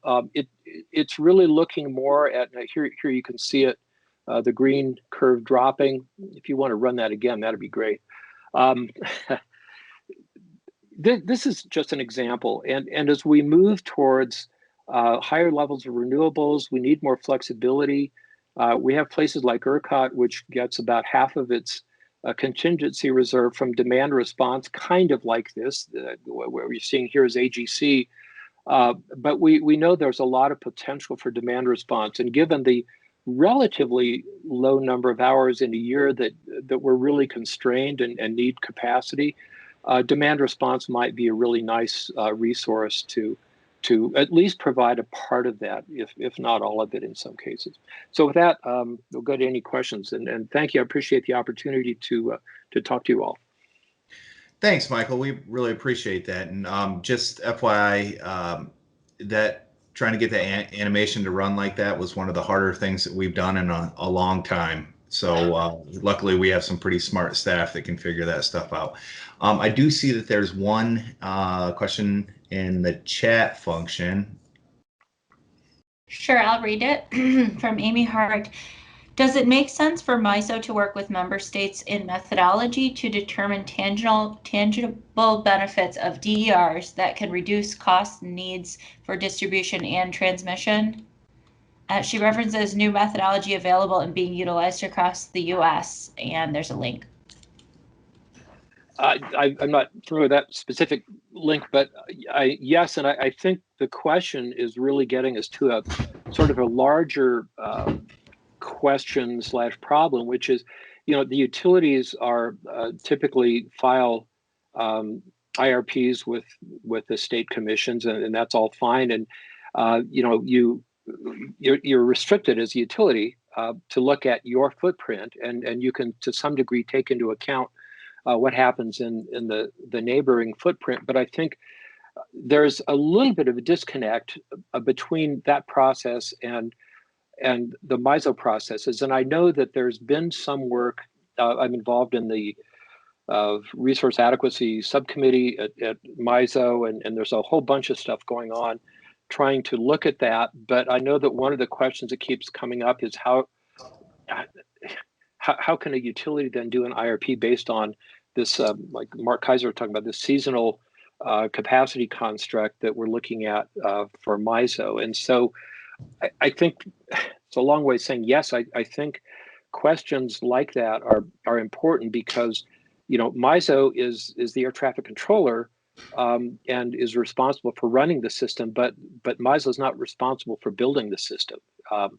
And so I think to the extent we can coordinate that more closely, I think would be beneficial. Yeah, thanks for that, Michael. And Mark Kaiser did touch on this slightly, talking about FERC Order 2222 and some of the work that's going on there. So I think it's coming down the pike. It's just trying to figure out how to incorporate all of that is difficult and time consuming. So any other questions on the phone? Hearing none, we're going to take a quick 5-minute break. So I have 2:48 here. So we'll come back in 5 minutes, give everyone a chance to get up and stretch a little bit, and we'll hear from Tom Ekman from Lawrence Berkeley National Labs. Thank you so much to all the presenters so far. And as a reminder, please turn your cameras off and mute your phones during the break. Thank you.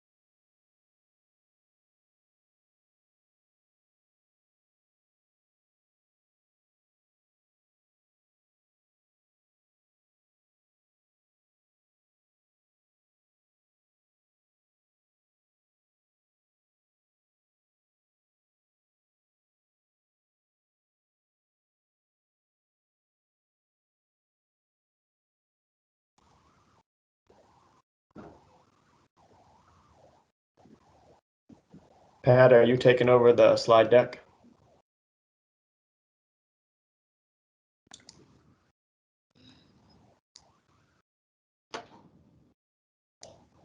Roger, I'm having trouble. I can't pull it up. Okay. I can keep doing it. I just saw that I wasn't sharing anymore, but I didn't see the presentation. So I'm trying to pull it up.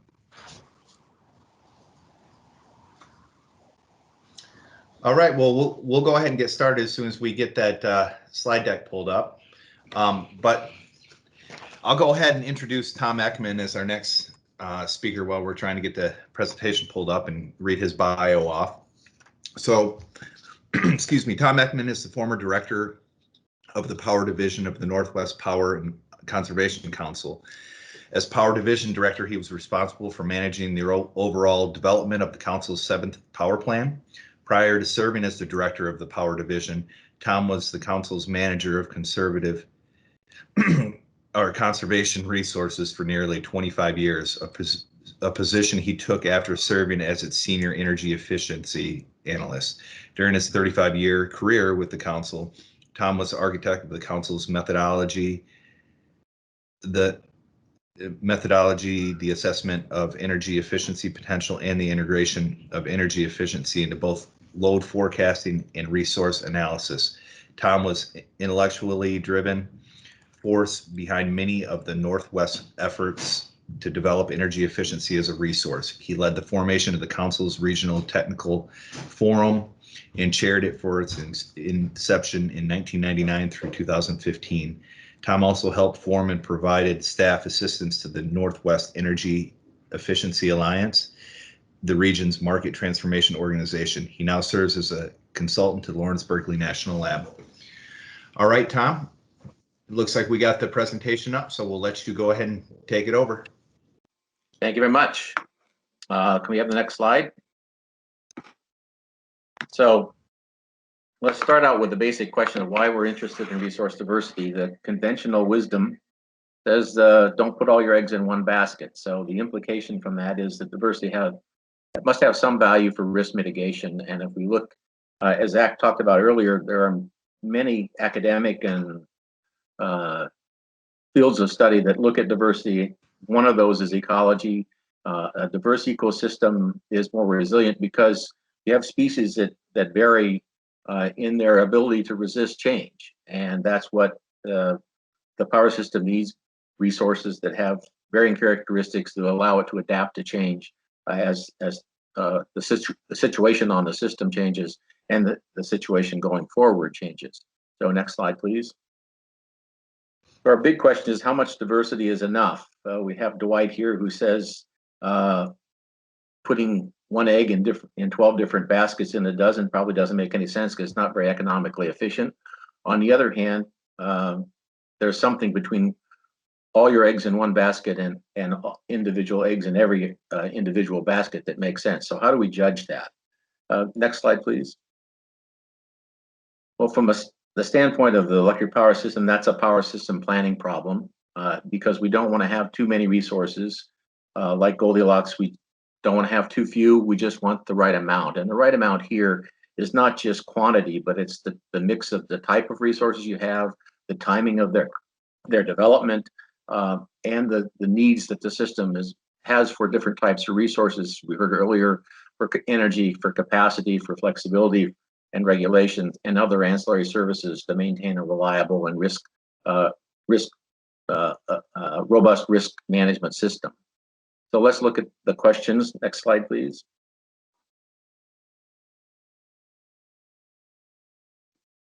Next slide, please. So solving the Goldilocks problem looks at risk management from a couple of perspectives.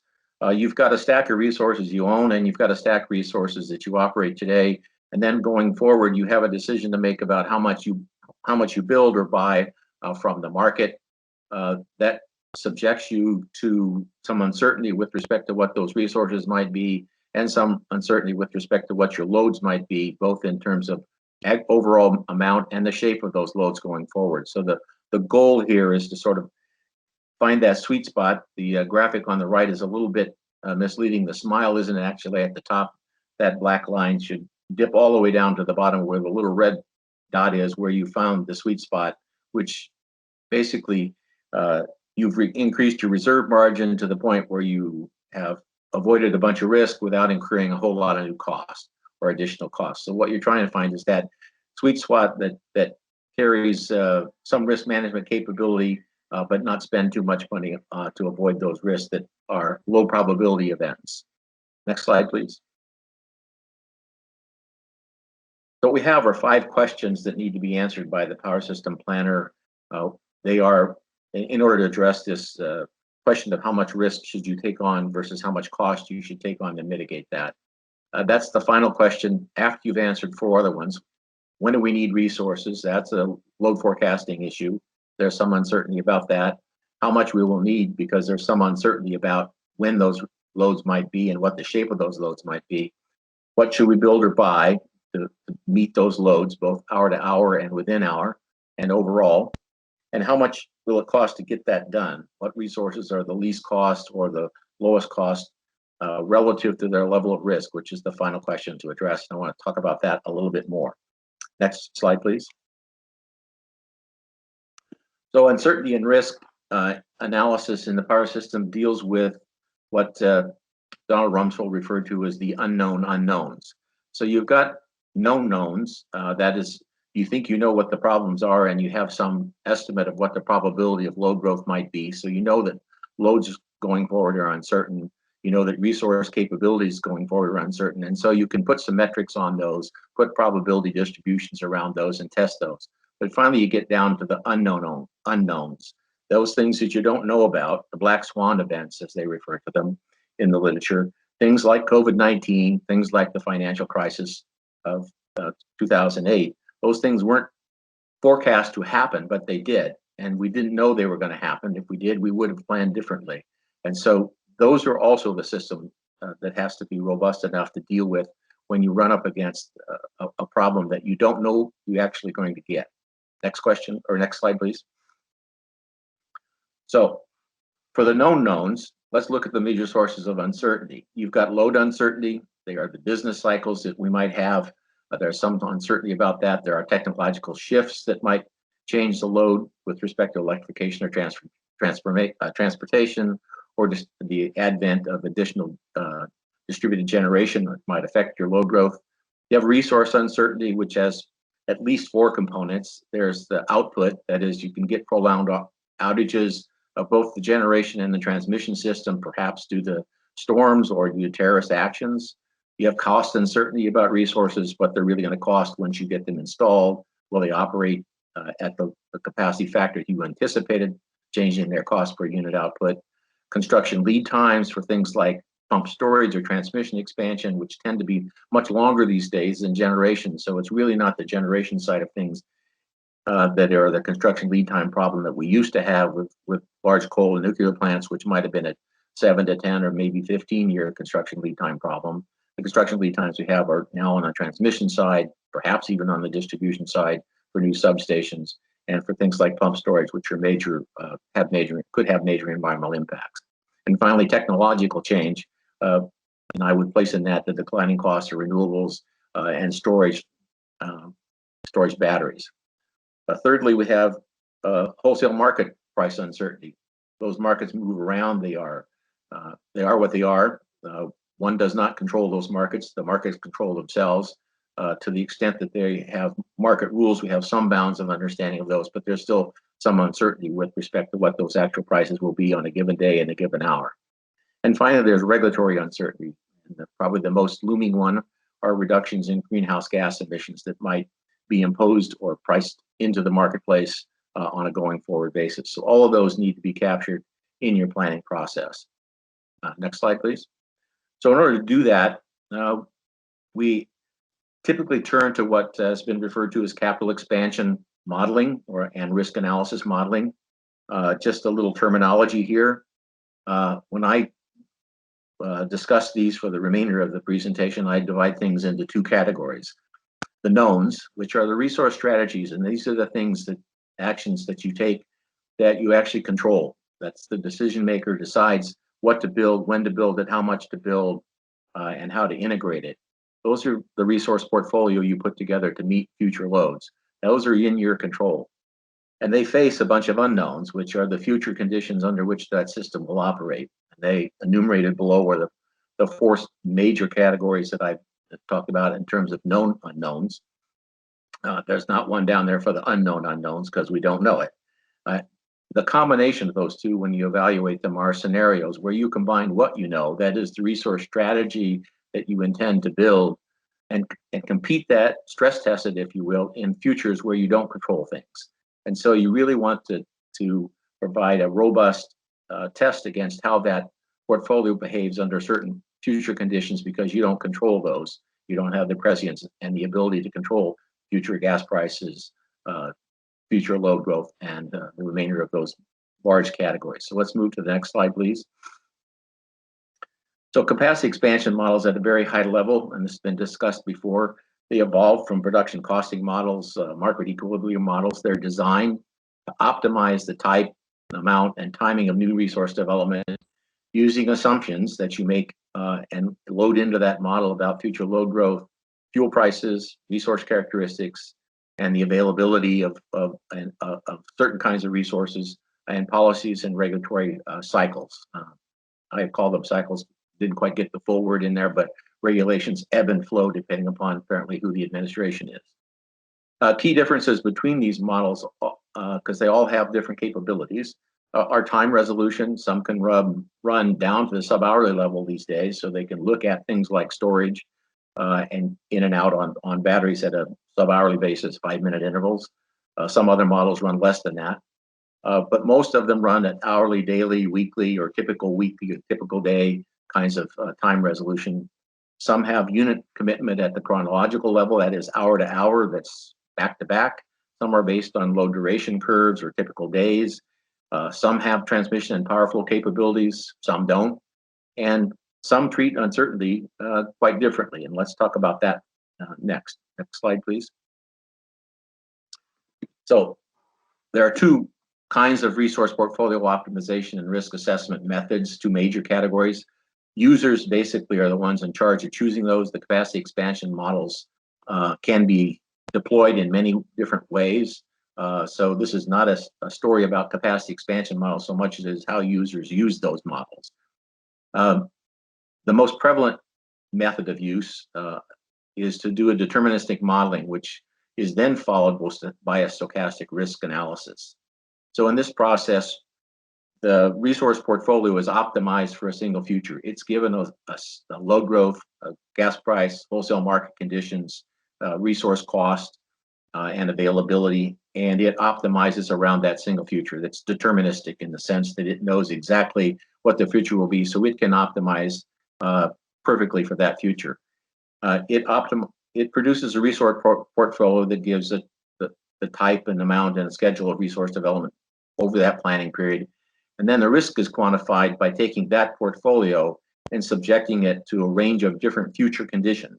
So the stochastic risk analysis is done based on a single deterministic, the portfolio is optimized for one future, and then its risk is determined by subjecting it to alternative futures, not changing the portfolio, just seeing how sensitive it is to changes in gas prices or changes in load growth. A less prevalent modeling approach is stochastic optimization, which is what I refer to as scenario analysis on steroids. So this optimization is done using multiple futures, hundreds. In the case that the power plant in the Northwest uses, we looked at 800 futures. And it looks at thousands of different capacity expansion portfolios. The optimization results are really a strategy of options and decision criteria for building out the system based on events as they unfold. It's not based on a single future, it's based on the aggregate of hundreds of different futures. Risk is quantified based on what are the worst case outcomes for the futures and the portfolios tested. And I'll talk about that in a little bit more detail as we go through the presentation. So next slide, please. So let's look at the first approach where we optimize and do risk analysis after we optimize. So this starts actually on the right-hand side where you have a particular portfolio that you've optimized based on a single set of futures. So it has so much energy efficiency, so much demand response, so much renewables, so much gas, so much coal, so much nuclear, whatever resources options you want to test. You've optimized that on a single future, and then you take into that portfolio and subject it to a bunch of future conditions for which it was not optimized. So those can vary: load growth, fuel prices, wholesale electricity prices, the carbon price that might be imposed, the difference in loss and load probability that you might have, and the resources available. You get a distribution of cost across when you take the stochastic risk analysis. So you did 100 or 200 different cases. You end up with 100 or 200 different net present values for the system that's shown in the lower right. And there's a distribution of those depending upon how the outcome of that particular portfolio looks with respect to those futures. So each future has a different outcome, and that's plotted in the lower right. So there's a distribution of those, some much higher, some net present values higher, in some cases, combinations of futures versus others. Next slide. So what that does, I want to point out, is that an old friend of mine used to say the average or the inverse is not the same as the inverse of the average. Capacity expansion models, when they're optimized for a single future, assume control of not only the known knowns, but also the known unknowns, and also the unknown unknowns. Because it's a single future, you've said what it is, that's the way the model will optimize. It systematically understates risk, and therefore the value of risk mitigation isn't available because there's no risk. You know exactly what the future is. You can't go wrong because you've optimized for that exact future. Post-processing that in a stochastic risk assessment, it tests that single resource stack against multiple futures. And in order to really get a sense of what your risks are, you have to replicate that analysis multiple times. So you develop many different resource portfolios and subject them to those same for single futures, and then you take those multiple portfolios and test them against in your stochastic risk analysis against different futures for which they weren't optimized, and then you try and identify from the many different portfolios you put together that were optimized for single futures those that have the least risk based on being subjected to multiple futures. This approach overstates risk because it doesn't alter any of the optimized portfolios for the future that's being tested against. So let's move to the next slide.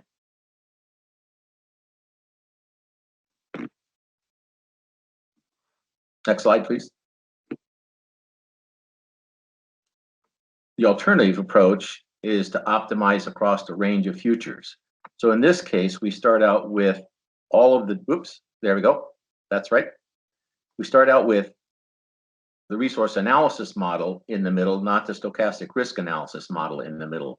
And all the information about the different futures feed into the resource analysis model, and it sorts through developing portfolios that are responsive to those futures. So if it gets a high load growth condition, it builds more resources for that particular future. If it gets a low load growth position, it builds fewer resources. And what you get are different build outs, which you see in the lower right-hand corner for each resource type, based on the probability that they will be built in a given set of futures. Now, in this case, you can actually make errors. You can build something and then the future changes going forward and you've overbuilt or you've underbuilt because the future that you get going forward changes through time. It's not a single future, but you get the same net present value distribution that you can use to assess risk with. And let's go to the next slide.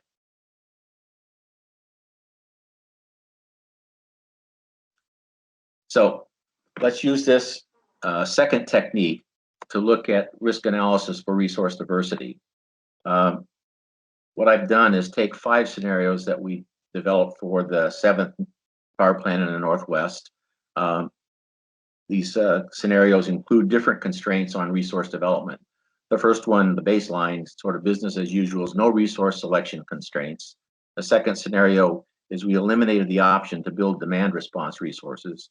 The third is we constrained energy efficiency to be developed at a lower cost effectiveness limit than long run avoided cost. It was developed only if it was lower than the 60-month rolling average market price. So it had to compete against a 5-year average, rolling average market price out of the spot market.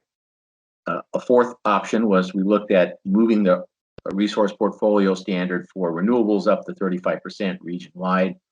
And the final one was to reduce carbon emissions to retire all coal plants, permit no new gas construction for resource development, and impose social cost of carbon equivalent greenhouse gas tax, if you will, so that the dispatch of resources that contained any carbon existing resources would face an added BTU tax, if you will, based on the social cost of carbon. So I want to note in the results I'm about to show you that these are scenarios that were built circa 2016. They are for the Northwest, and your mileage may vary. These are simply an illustrative way of looking at when you constrain resource development one way or another, or expand resource options, what the kinds of impacts on risk and cost might be. So next slide, please.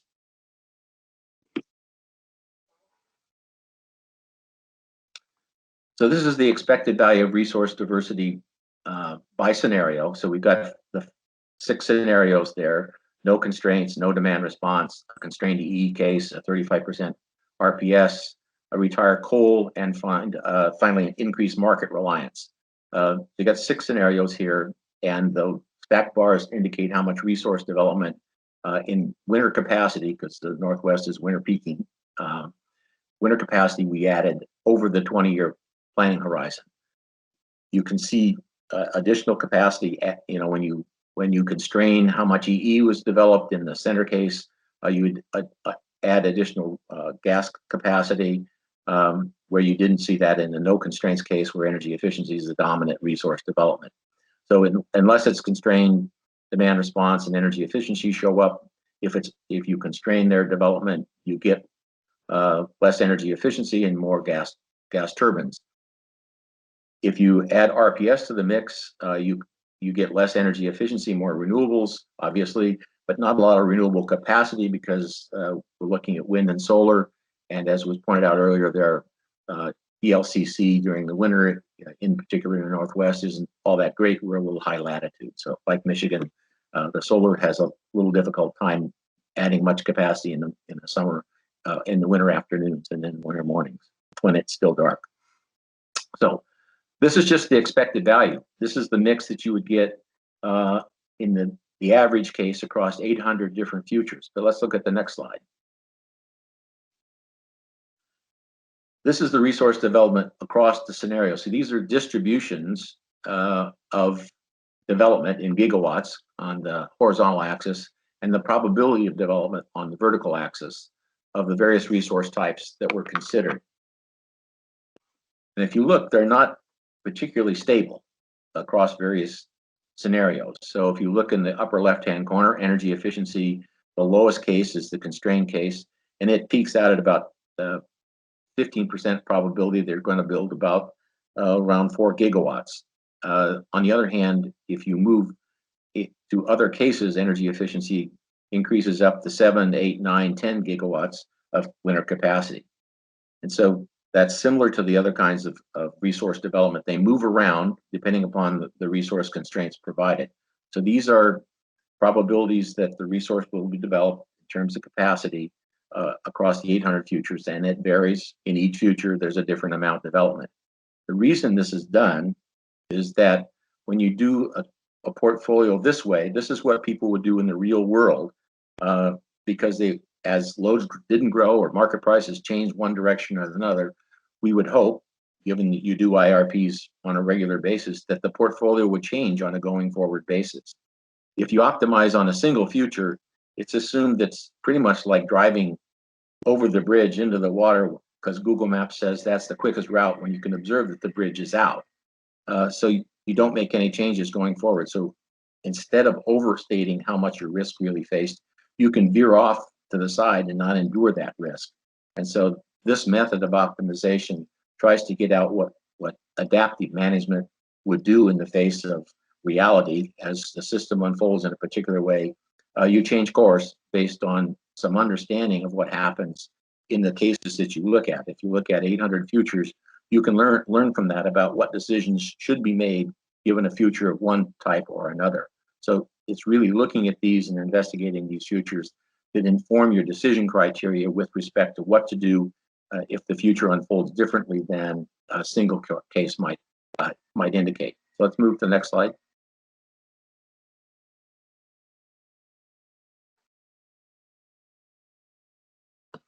So as a consequence of having different portfolios, you change the net present value cost of the system. So here are the portfolios we looked at again, the 6 different resource portfolios.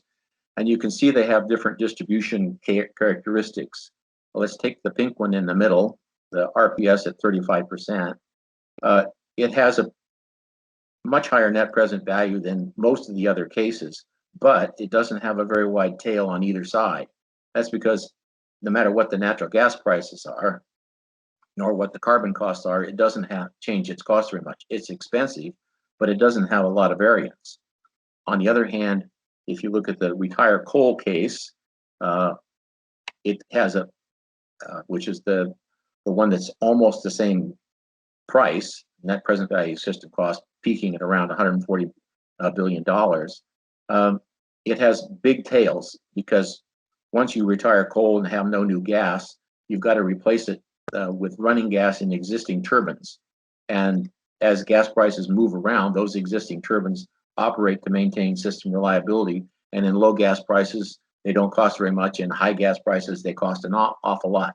So you're not adding more efficient turbines in, you're keeping the existing ones alive, and those continue to operate, but they subject you to higher risk with respect to gas prices. So again, looking at the distribution and inspecting what's going on and causing the risk is an important element of doing this stochastic risk analysis, because it informs you how you might be able to mitigate those risks by doing something different in your portfolio. Next slide, please. So let's look at how we measure cost and risk. Again, we have a distribution across, in this case, a bunch of different futures.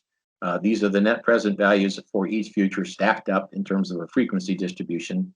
So looking at the net present value across all futures is what we call the expected value across the distribution of futures. And then we look at the average cost of the 10% worst cases. Those are the most expensive and the highest risk cases, because money's a risk. And that's our economic risk metric here, is the average cost of the 90th percentile, or what's referred to in the world as tail var 90. So those are the two metrics I'm going to talk about. Let's look at how these different portfolios stack up along those metrics.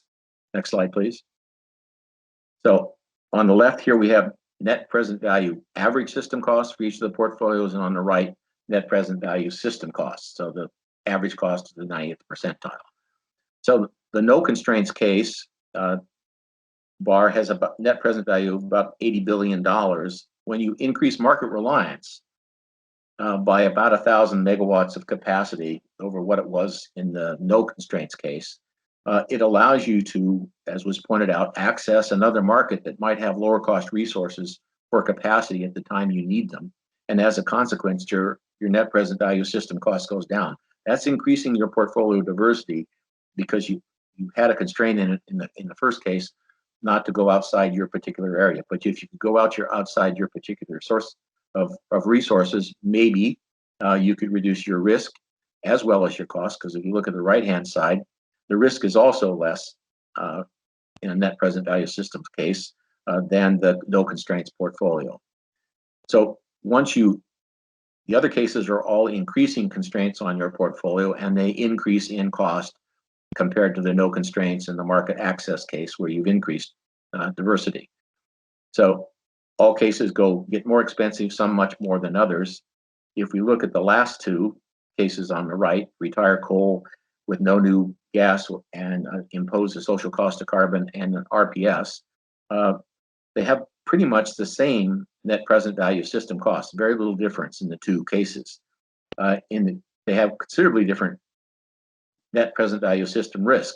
The no new coal and no gas social cost of carbon case, second from the right, is a much higher and much riskier portfolio resource than is the RPS. And as I said earlier, this is largely because that particular portfolio, the retired coal, still has a bunch of existing gas generation in it. And as gas prices move around, that generation gets more or less expensive. And so it has some futures out there where there's expensive gas. And because of that, you see it much higher risk compared to the RPS portfolio, even though their cost is roughly the same. So when you start to judge these, you can look at the trade-off between what it costs on average and what the risk might be for those outlier cases at the 90th percentile. So let's look at the next table, please. Next slide. This just quantifies what you see in the bar graphs before. And these are rank ordered in terms of net present value system cost compared to the no constraint case. So the increased market reliance case goes down in both cost and risk, about $5 billion. And the other cases go up from that. The no demand response cases, and particularly a big penalty in the Northwest, there's not a lot of demand response portfolio built in. We have a lot of hydro out there that can handle a lot of the peaks. We're just starting to need new capacity from things like demand response. So it's a growing resource. But in other cases, it's a much bigger player and might have a bigger impact. Constrained EE raises the cost a lot, also raises risk a lot. What you don't see in this table is the amount of carbon produced by each of these portfolios. And if you look at the rank order based on cost and risk, the no constraints and the increased market reliance case produce around 36 to 37 million metric tons a year worth of carbon in the out years.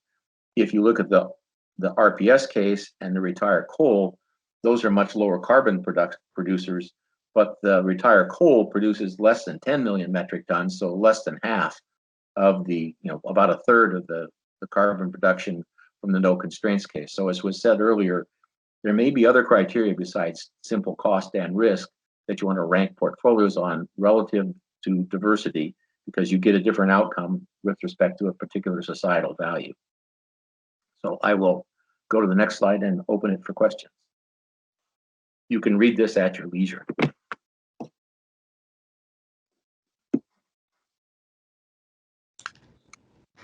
Well, thanks, Tom. Yeah, you got us way back on schedule, so that's good. I see that there is one question in the chat. Sarah, you want to Sure. read that one? Thank you.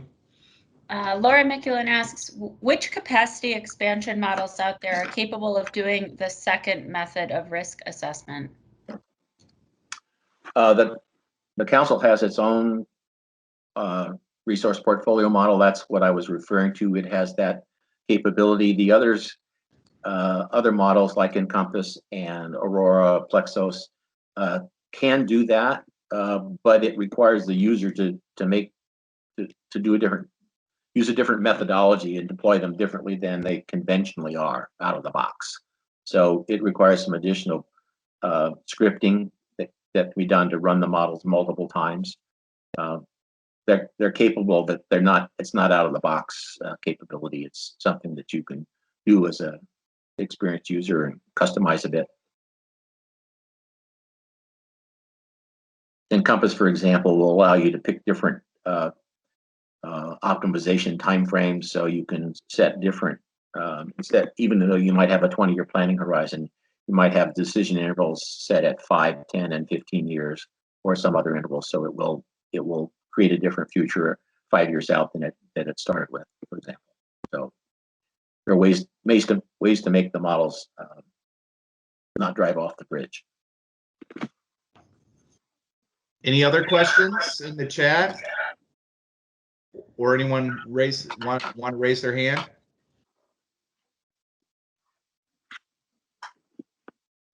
Seeing none, we can move to the phone. Remember *6 to unmute yourself.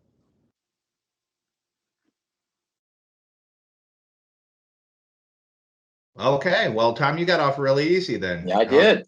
Thank you. I appreciate it. And with that, we can move on to the next presenter, which is Gary Milo.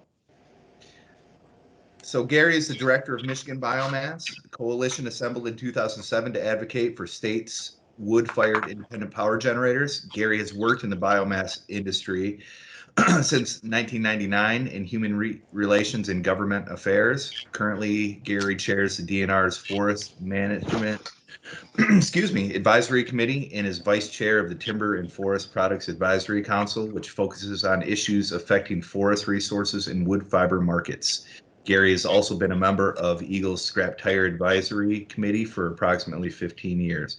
And he has been involved in several work groups at the MPSC, including the recent LEO and interconnection rules work groups, the advanced planning and competitive procurement work groups. So Gary, the floor is yours. Thank you, Jesse. So I appreciate this opportunity to present biomass to everybody in the room. I think biomass encompasses the most outrageous aspects of the energy diversity that we can imagine.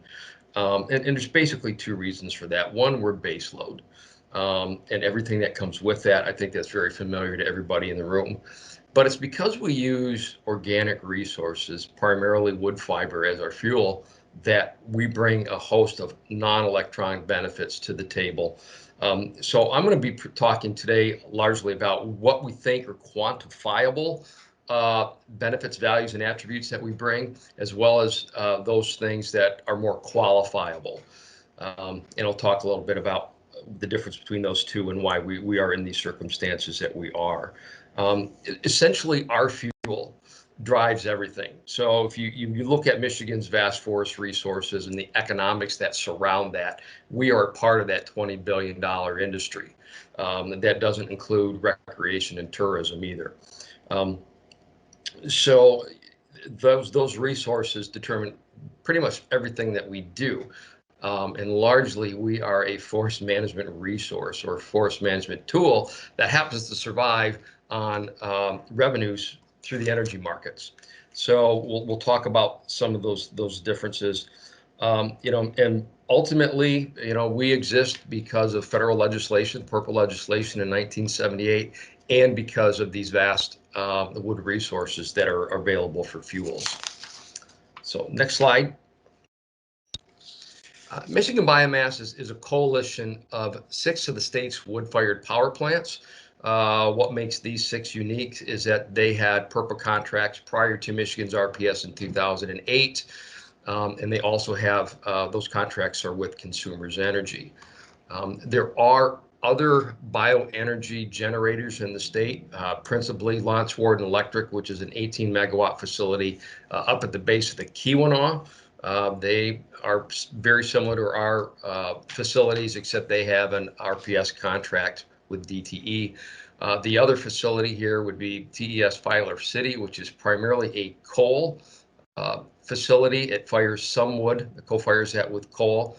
And both of those 2 facilities are true cogeneration plants in which they produce thermal energy for commercial host, and then they put power to the grid under their contracts. Let's see. Okay, next slide. As this graph indicates, biomass is not a significant source of electrons, on Michigan's power grid. As you can see here, in 2019, it was less than 1%. Throughout, across North America, Michigan will rank in the top, or I'll say the 3rd, 4th, or 5th place in terms of total power output. And these figures here are specific to independent power producers. There's a large section of the forest products industry that, like us, uses the byproducts and the residuals of their manufacturing processes to produce primarily thermal energy, but then they sell power onto the grid as well. In terms of production, the cogenerations, the mills they tend to parallel our energy production. In 2019, where we were at around 780,000 megawatt hours, the mills were producing about 600,000. Next slide, please. Even though we don't produce a lot of energy for the bulk power systems, we play a big role in renewable energy in the state. According to the MPSC annual reports, about 6% of the renewable capacity in the state comes from biomass. Next slide. But in terms of power produced, it's significant. We've consistently been the 2nd leading provider of renewable energy credits under Michigan's renewable portfolio standards. The chart on the left shows the 2018 compliance year. And then the slide on the chart on the right shows where we fall in terms of total REC inventory over the first 10 years of Michigan's RPS. And you can see they run pretty consistently. Next slide. Okay. You may or may not have noticed, and as Jesse was reading my bio, that you didn't hear a lot of things pop up, terms like analyst, engineer, modeler, forecaster. Because of our fuel resources, we spend a lot of time on a lot of different aspects of energy and forest regulation, forest policy. So my intent here isn't to get into a lot of the specifics. We're not intending to talk about how things get quantified, but what can be quantified in terms of biomass diversity. So what I'm going to do is present here 5 sectors where we think we bring value to Michigan's energy portfolio. That's energy in terms of what we provide, the benefits because we have a non-commodity fuel resource. We'll talk about our environmental attributes as well as our economic and our social attributes as well.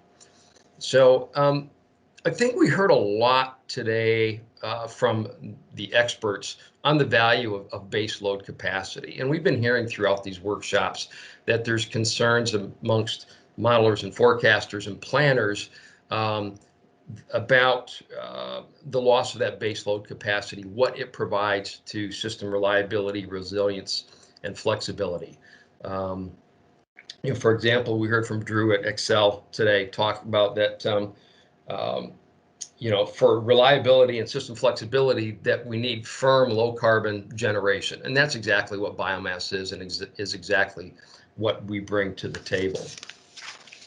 So looking first at our energy values, again, it's base load capacity. So we provide voltage stabilization, VARs. You know, my understanding is that there's a difference in a VAR from a spinning generation versus an inverted VAR. We provide line loss mitigation that was recognized in the 18090 avoided cost proceedings that included a 2.37% adder in recognition of line loss mitigation. So these are all very important things. You know, I was told when I came into this business 20 years ago that in the Hillman area, where the oldest of the biomass plants is located, that once they started operating, they provided voltage stabilization that, you know, made light bulbs last longer and reduced flickering. And that there was less transmission needed in the northern lower peninsula where these facilities are located because they have that base load capacity there.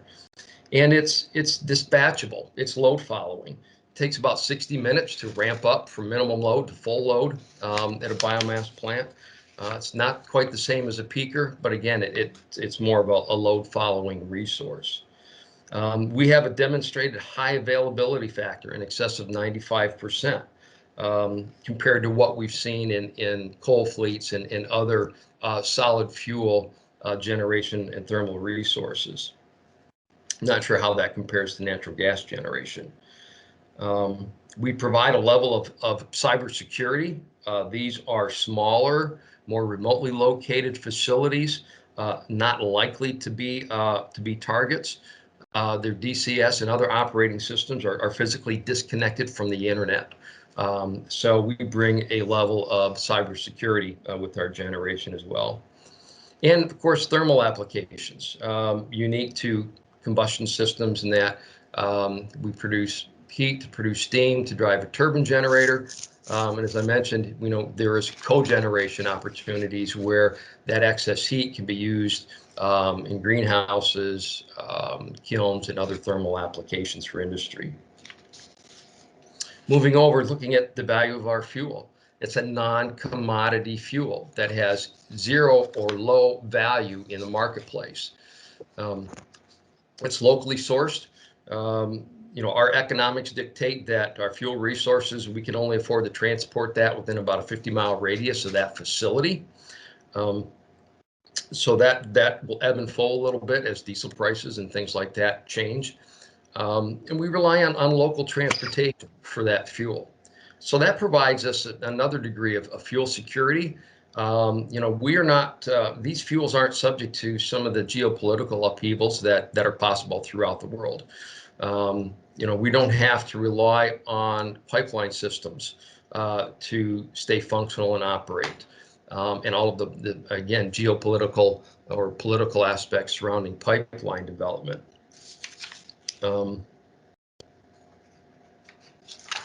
These fuels come from communities that rely on those local resources for their economic livelihood. And, you know, because that activity provides us a low cost, no cost fuel, it provides, you know, a pricing hedge against commodity fuels. And not just petroleum or coal, but even when you take a look at the source of the materials and the requirements for wind turbines and towers and photovoltaic cells, We don't take our facilities rely on wood and concrete and steel with local labor. So we don't have to rely on imports of precious metals, rare earths to go into our equipment. And we don't have to worry about instability in commodity fuel pricing based on what's happening around the world.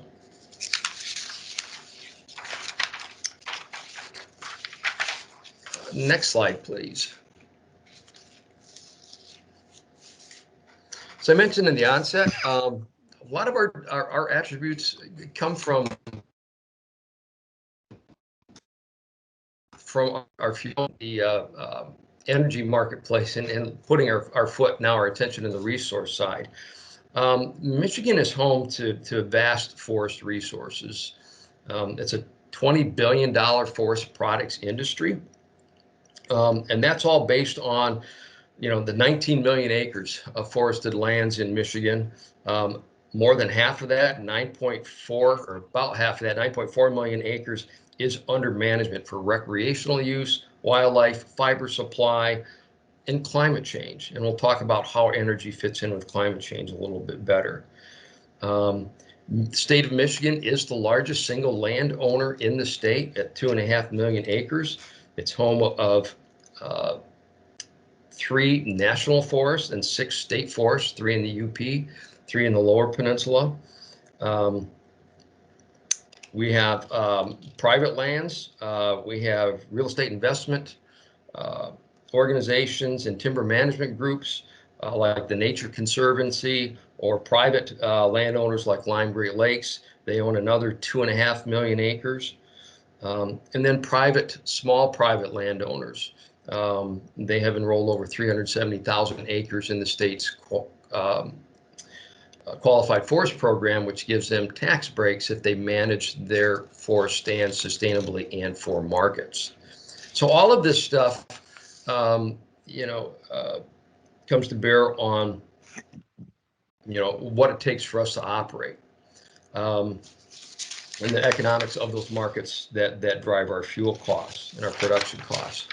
About half of our fuel comes from forest residuals. The other half are the byproducts and the leftovers from forest products manufacturing. So that'd be in a primary mill that takes off slab and barks, and then that saw log goes into manufacturing of board and furniture. We take all of those waste and offalls along that process. When that product is headed for a landfill, like a crate or a pallet, we will divert that. And we also use as an alternative, it's not a renewable fuel, but an alternative fuel as a catalyst, and that's scrap tires. We are a significant part of Michigan's scrap tire management program. We consume about 30% of the 10 million tires that come off state highways every year. Let's see.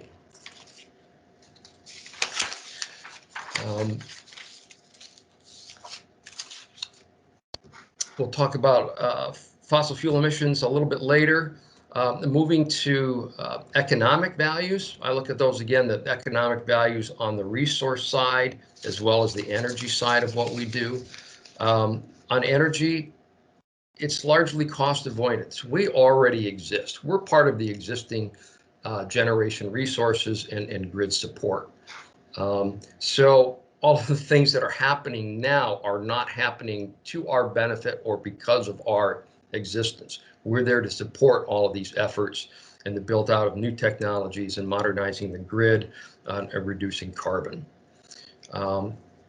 Because it's a non-commodity fuel, it's very stable in pricing. Our costs tend to follow diesel costs because diesel fuels the loaders, the dozers, the skidders, and the semis and the grinders that process, transport, or store our fuel. I think it also reduces the risks of things like energy waste reduction and demand response, what I refer to as behavioral risks. The success of those resources rely on the ability and the willingness of consumers or providers to participate in the programs. We saw during the polar vortex of 2019 that demand response underperformed, and there is a lot of effort underway to improve that. So we reduced, those types of risks as well. And on the forest resource side, we turn production costs into revenue streams. So because there are no costs involved in getting rid of these wood waste and byproducts, we reduce the cost of forest products manufacturing and forest management, particularly habitat development and maintenance. Again, the state manages its acreage for a cross-section of stakeholders, and there's not a lot of commercial value in a lot of the work that they do. So the biomass fuel markets offset the cost of removing and disposing of that material, again, by taking that and putting that into the fuel market. Next slide. I don't think we can talk about energy anymore without talking about jobs and economics. If anybody in the room remembers Jim Alt, who was once the executive director, CEO of Mega, in a conversation he and I had some years ago, it was like, we used to be here to serve industry that created jobs. Now we're expected to create those jobs. And I think that's a fair issue to raise. These are local resources in small rural communities that rely heavily on these industries for their livelihood. So it does a couple of things. It extends the prosperity of renewable energy development to non-wind, non-solar communities. It's stable and significant tax revenues for these communities. These are high-skilled, high-wage jobs that are amongst the highest paid in the forest products industry, and certainly in those rural communities. And it helps support local infrastructure, particularly water systems. Hillman Power provided 60% of the revenue to the Village of Hillman Water Department. When they ceased production in 2019 because of low energy rate and high production costs, this village had to scramble to figure out who was going to pick up the rest of that tab. As I mentioned, we're part of a $20 billion forest products industry. Economic analysis shows that we have over $200 million in total economic impact. That's not big when you look at the billions of dollars that leave this state for energy fuels such as petroleum or coal. We spend about $26 million in fuel every year, $34 million in labor, and support in excess of 100 fuel vendors. So these are very important things to the quality of life for these communities. When we talked about losing generation resources like Palisades, like the decommissioning of coal plants, there's a lot of discussion and conversation around the communities that relied on those generating facilities for their quality of life. And in our biomass communities, that's no different. Next slide. Okay, so again, we think all of the base load related attributes of biomass power are quantifiable. I've learned a lot in these work groups over the last 6 months or a year, and anything with electron or a wire or anything that spins is measurable. And I think that data is out there. I've been convinced and educated that all of those things are there and available. So these are the things that that we can look at and quantify. Let's see. We have high reliability. We're dispatchable. That reduces the impacts of outages. We are an adequate resource. We've been hearing a lot about resource adequate lately. We heard it from EPRI in January. It's critical and challenging to assess resource adequacy to make the appropriate moves going into the future. December 16th from Grid Labs, increased complexities because of changes in emerging technologies, as well as potential load changes, as we've experienced this last year with COVID. We heard from ITC that, carbon emitters may be necessary in order to facilitate the expansion of non-carbon emitting resources. That makes sense to me. I think it comes back to that idea of base load is needed there to support everything that's happening. NERC's 2020 long-term reliability assessment, they have concerns that we're not doing enough adequacy assessments to make the right decisions. And then there's the concern, right here in Michigan, are we going to be able to roll out emerging technologies and all the things that have to happen for clean and renewable energy as we decommission coal plants? So there's a lot of uncertainty there that biomass can help address. Again, fuel diversity, we reduce reliance on natural gas for our base load. We have net carbon benefit. We have carbon emissions, but it's not so much those emissions as to what those emissions are offsetting. In our industry, we've used the term, we're better than the anyway emissions. Those materials are going to be generated whether we're here or not. What ultimately is going to happen with them? Well, on forest residuals and most of this wood, it's going to decompose and it's going to produce carbon dioxide and methane. So the alternative is to convert that material into energy and convert that methane emission into a biogenic carbon dioxide emission. There have been a number of studies that look at that. If our carbon emissions are in balance with the carbon stores within the forest resources, everything's in balance, and there's net benefit there. There's also net benefit in that we're not fossil fuel. We are not additional carbon to the atmosphere. We are part of the biogenic cycle and helping deal with all of the byproducts of these industries and forest management practices that come with what we do. We don't have the sulfur emissions, we don't have mercury emissions, and some of the metals and things associated with fossil fuels. Next slide, please. So energy stuff, base load, pretty easy to understand. I think we can quantify that and rely on all the experts to run models and see how that works. Less clear is how we would quantify our forest resource benefits. We are a big part of sustainable forestry. Again, state of Michigan, the largest forest landowner in the state, both of those forest systems are certified by the Sustainable Forestry Initiative and the Forest Sustainable Council. The Forest Sustainability Council. So that biomass plays a role in that, in keeping that forest healthy. And it's important that it stay healthy because carbon sequestration in our forests is a part of Michigan's Healthy Climate Plan. The Department of Natural Resources is already looking at how it can quantify that sequestration in order to sell carbon credits into the voluntary carbon market. It's materials management, again, along the value chain of that wood fiber. It's cradle to grave optimization of Michigan's forest resources, because we'll pluck the energy value off those wastes and byproducts from the beginning to the end, cradle to grave. Not sure how we would quantify fuel diversity.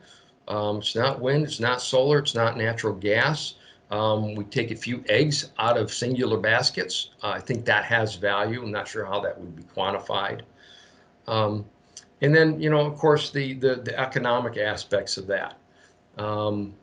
As I mentioned, it's a $20 billion forest products industry. The state of Michigan has entered an MOU with Finland to explore how they may cooperate and collaborate on furthering the circular bioeconomy. We've all heard about the circular economy, and the idea is to reduce waste. That's what we do, and there's value and benefit to that.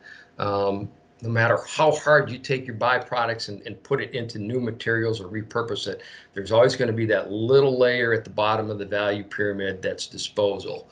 Right now, that's landfill. Just above that is energy recovery. That's what we do, and that's an important role that we play. We think that a number of these things can be quantified through some sort of cost-benefit analysis. I think, largely it's a question of what scale and scope of these ancillary outside the energy box services can be, should be, will be looked at in terms of establishing what energy diversity is, what it represents, and how it's deployed. Next slide. So again, biomass is a highly diverse energy resource. And it's not about the electrons that we make, it's about how we make those electrons that really bring value. Again, it's base load. So we bring everything that comes with that is needed and is important to the energy portfolio today and going forward. We have economic value in that we hedge against commodity fuel prices. And we can offset the cost of transmission and other things, expenses that we will have that we help to mitigate because we're already an existing facility. It's dispatchable. We can produce it when it's needed, put it where it's needed. We bring a degree of resilience to the grid and to generation that other energy resources don't. It's been a beneficial reuse of byproducts. Even our ash has application in soil amendment or as additives to concrete and other material production. We are a carbon neutral source of energy. The EPA said so under the Clean Power Plan in 2014. They also said that we were renewable in the Affordable Clean Energy Plan under the Trump EPA. But unfortunately, none of that ever was manifest into rules or regulations to know where we were going to fit in. And then finally, we aid forest health and stewardship. We like to say we don't have forest fires in Michigan like they do out west because we have a biomass industry here. We help keep our forests resilient, productive, help them store carbon, improve the quality of life in these rural communities, and we make baseload renewable power. So that's all I have. Any questions? Thanks, Gary. I don't see any in the chat. Anyone in the audience want to raise their hand and ask Gary a question?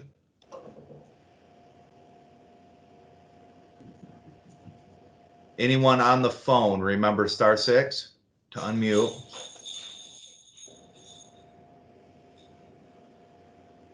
Well, Gary, it sounds like your presentation was just too good. Covered all the bases. I'll take your word for it, Jesse. Thank you. Thanks, Gary. So last but certainly not least, we have Tim Longren up. So Tim is a partner in the Environmental Energy and Natural Resource Practice Team and leads the Energy Regulatory Team in Lansing. Tim represents developers and lenders as Michigan Council on the development of energy generation projects and also represents clients before the MPSC, including energy suppliers, marketers, independent power producers, manufacturers, agricultural processors, public entities and institutions, and trade associations representing competitive power supply and business interests. Tim also advises clients on developments in energy law and policy in Michigan and assists them in the development of legislative proposals. All right, Tim, it's all yours. All right, thank you. I have a lot of slides. I'm going to move through a lot of them very, very quickly. So please don't be afraid. We'll move along briskly here. A couple of things just to note at the top. Some of these slides are recycled from earlier presentations and are a number of years old. I see now that I did not do a tremendous job of updating a couple of them. So I'll flag a couple of things on that as I go through quickly. But one thing to notice, I think I was probably asked to speak because of our representation of the Independent Power Producers Coalition, which is why this is kind of focused on that group. It's IPPC is a group of hydro waste to energy and landfill gas producers. One type of diversity that we haven't really talked about much today is diversity of ownership. And so I would just note that these are all independently owned generation units. There was discussion earlier about how diversity is not a value in itself, but it brings other things of value. And so I think one of the things that I'll be doing here is kind of flagging some of those other areas of value that these particular types of generation bring. And, you know, asking the question, where does the value lie with these, aside from, you know, just the energy and the capacity value that they bring? And how can that be compensated? And on that last issue, I'm not going to dive into much detail. Unfortunately, I don't think I have the answer for that. But I have a couple of thoughts and ideas that I'll throw out there for people to shoot down at the end. So some of these values, I think, are aspects of the energy and capacity and may be able to be compensated under existing structures. And we'll look at some of those, but others I think are benefits that are perhaps societal benefits or environmental benefits, or local community benefits, and we may need other mechanisms for that type of for compensating those types of values. So let me just kind of preface with that, and then we can move on.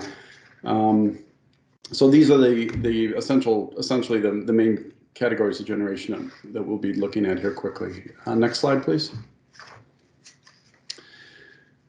We can skip this one, I believe. Move on to the next slide. So some of the ancillary benefits that you see with these main types of generation are environmental. There's environmental benefits, and I think we're probably all familiar with those.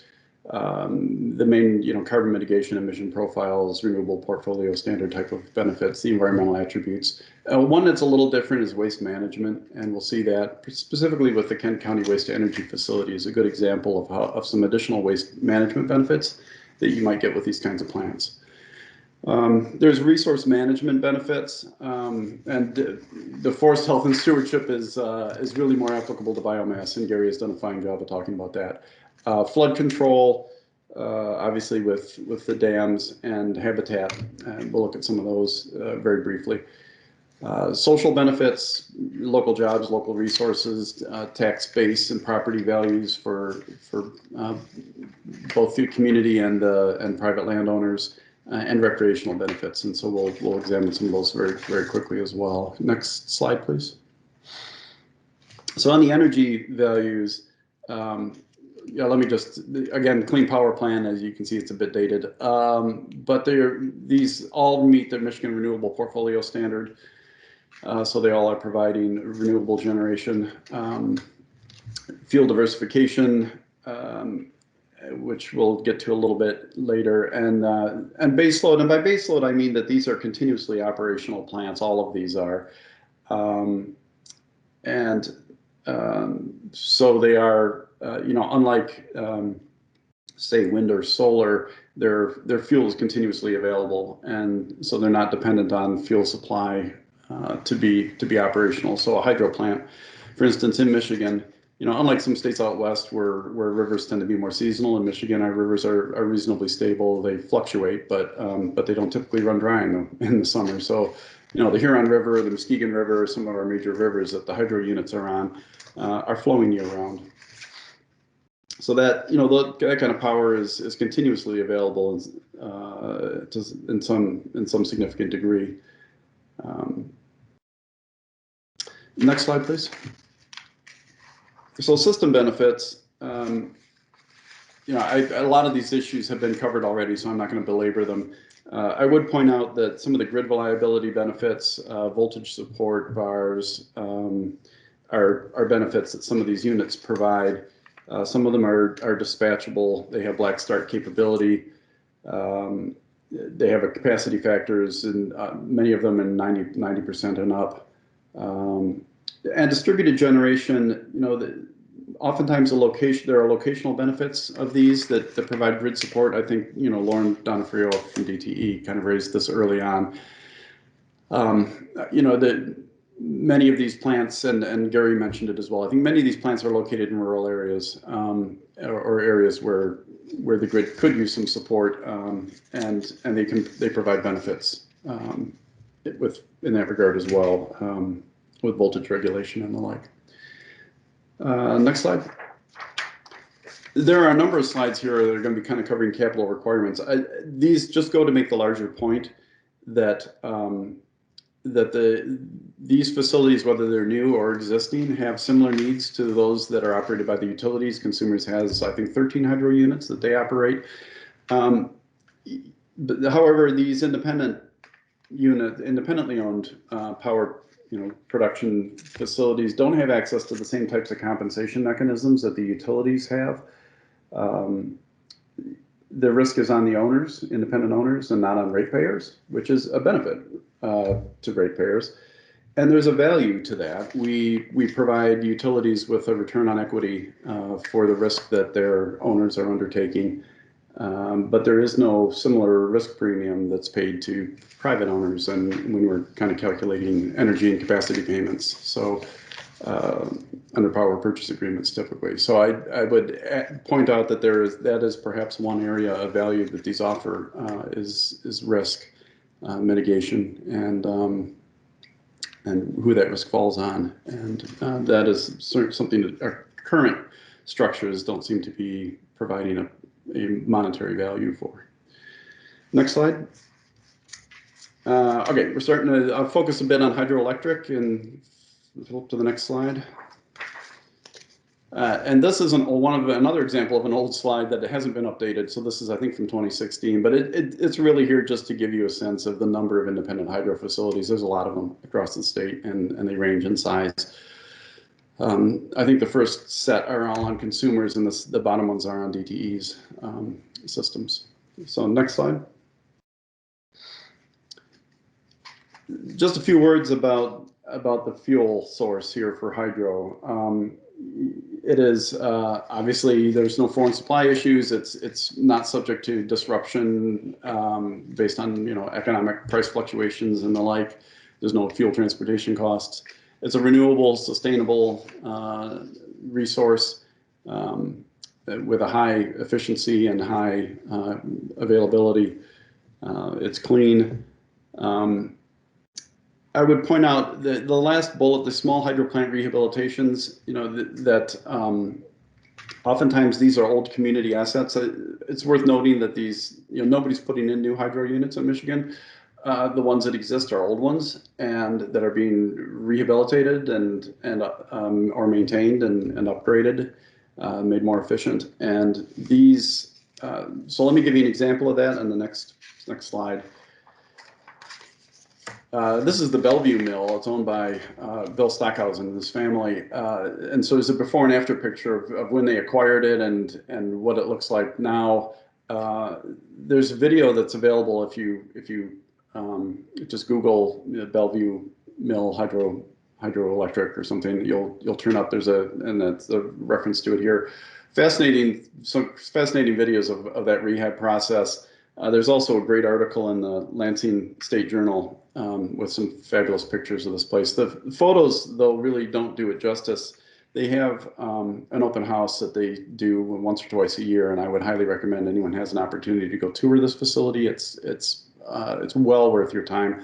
And let me just add, sort of by way of recommendation, when I had an opportunity to do that, my mom was visiting, and I threw my daughters, teenage daughters, and my mom and my wife and everyone in the car on a Saturday and said we're going to go on a field trip, and they wanted to know where we're going, and I said just trust me, you'll have preconceived ideas if I tell you, and just let me take you there. So we went there, we did the tour.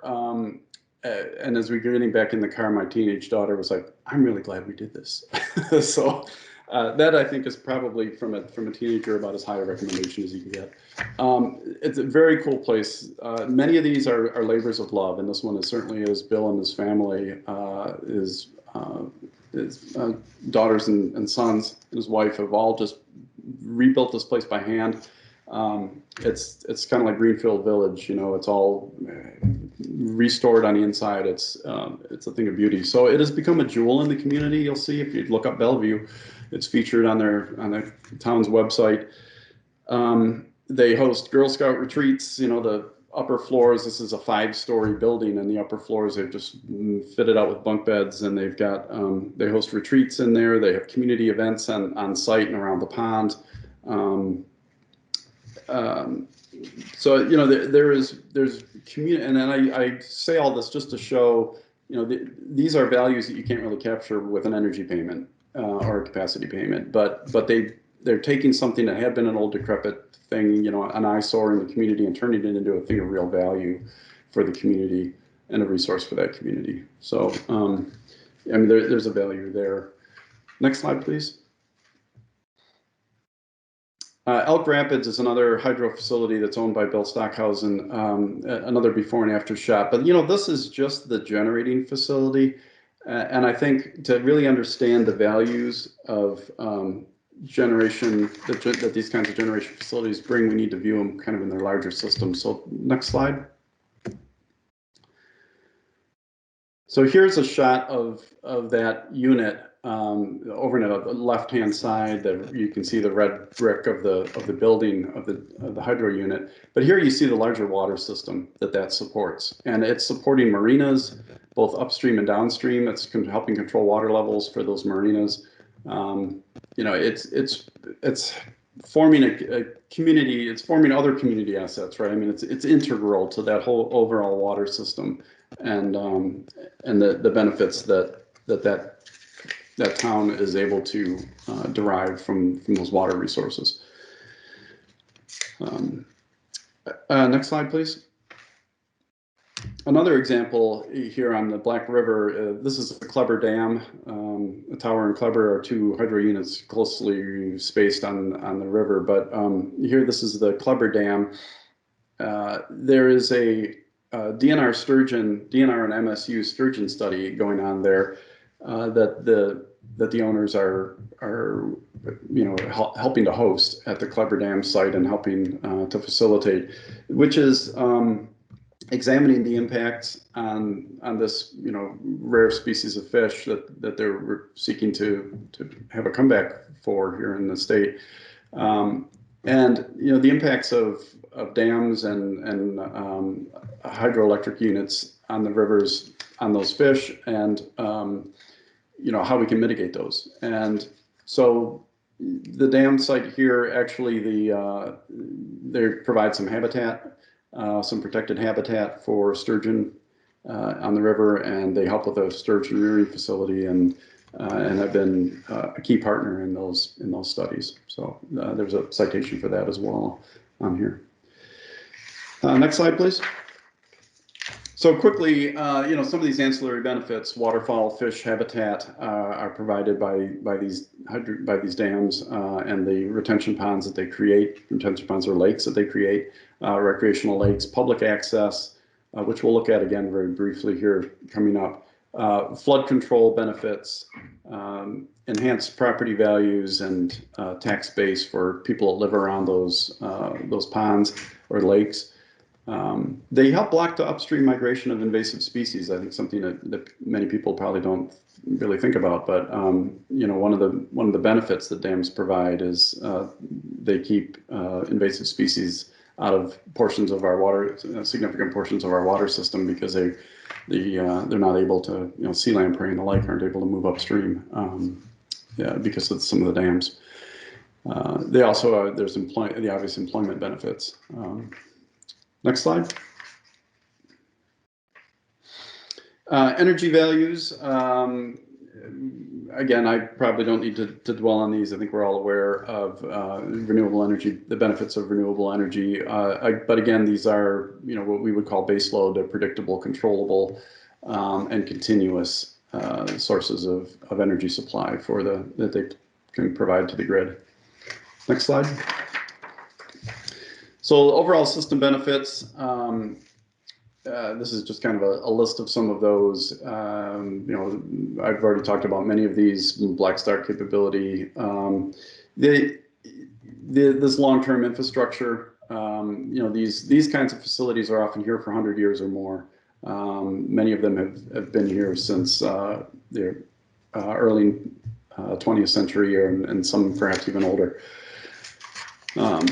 So these are very long-term infrastructure investments that have value within their local community if they're kept operational and maintained. Next slide. And let's skip this one. Next slide. So, under their FERC licenses, these are all licensed by FERC, the hydroelectric projects by the Federal Energy Regulatory Commission. And under those FERC licenses, they have various environmental requirements that include, water quality and flow monitoring and flow control and invasive plant control, monitoring for endangered species, and shoreline erosion monitoring and control of those as well. And those are habitat values. Those are even property values for folks that live around those impoundments and in the lakes that are impacted or along the river as well. Next slide. And here I did talk before about some of the recreation and public benefits. FERC mandates often include public access. So, there's access roads, parking lots, fishing platforms, pathways and facilities, boat ramps, docks, toilet and trash facilities, picnic tables. I mean, this whole litany of potential requirements depending on the size of the dam and its location. Many dams have a lot of these requirements in their FERC license. So in many ways, it's kind of like running a public park in addition to a generating facility. And these are, when you're just getting paid for your energy and your capacity, these are uncompensated public benefits that you're providing as well. Next slide. I think Gary spoke some about the benefits of cybersecurity and similar benefits of some of these remote facilities that are independently operated, and so I would just say us too and move on to the next slide.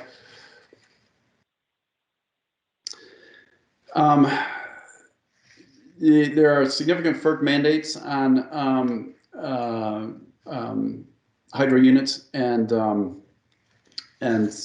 these are, of course, been in the news a lot this last year, and the state is taking a close look. I think the state is revamping its hydro or its dam safety unit and dam safety requirements, and we're looking at, again, at these issues. But under the FERC license requirements, there are a whole series of safety requirements that need to be met, and that are annual reports and the like that are going back to both the state and to the federal regulators. Next slide. All right, turning to the Kent County Waste Energy Facility. Next slide. This is owned and operated by Kent County. I showed you that kind of picture of the dam within the larger integrated water system, and I think this is a similar thing on the solid waste side. So this plant is part of a larger integrated system. There's a energy recovery, there's a recycling facility associated with it. There's a landfill, transfer station, curbside drop-off facilities. It's part of a whole integrated solid waste management system. Next slide. And again, this is a slide that I failed to update accurately. This is over 30 years now that they've been in operation, and they provide solid waste management for 600,000 residents over here in West Michigan, in the Grand Rapids and surrounding communities. Next slide. So they process up to 625 tons of municipal solid waste a day and recover energy from that. They also recover scrap steel, and they reduce that solid waste 90% in volume, which saves landfill space, significant landfill space. It provides good paying jobs and obviously generates energy. But again, a number of those are not necessarily compensated values, right? And the saving in landfill space and the like is not necessarily something that is recognized directly in the value that the energy generation facility provides. Next slide. The electricity that's provided by the waste energy facility is renewable energy under both state and federal rules. It's 15 megawatts of renewable baseload electricity, like any other thermal generator.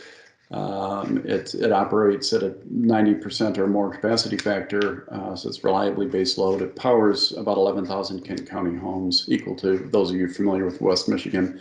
That would be East Grand Rapids and Walker combined. Next slide. I am rapidly running out of time. So let me just say, skip this. And let me just introduce landfill gas quickly. These are EDL. These are former Granger. If you're familiar with Granger, they are now owned by EDL. So here's these are a number of their facilities that operating landfill gas sites, about 40 megawatts amongst these. Next slide. And another one, this is another one, Brent Run generating facility at 6.2 megawatts. Next slide.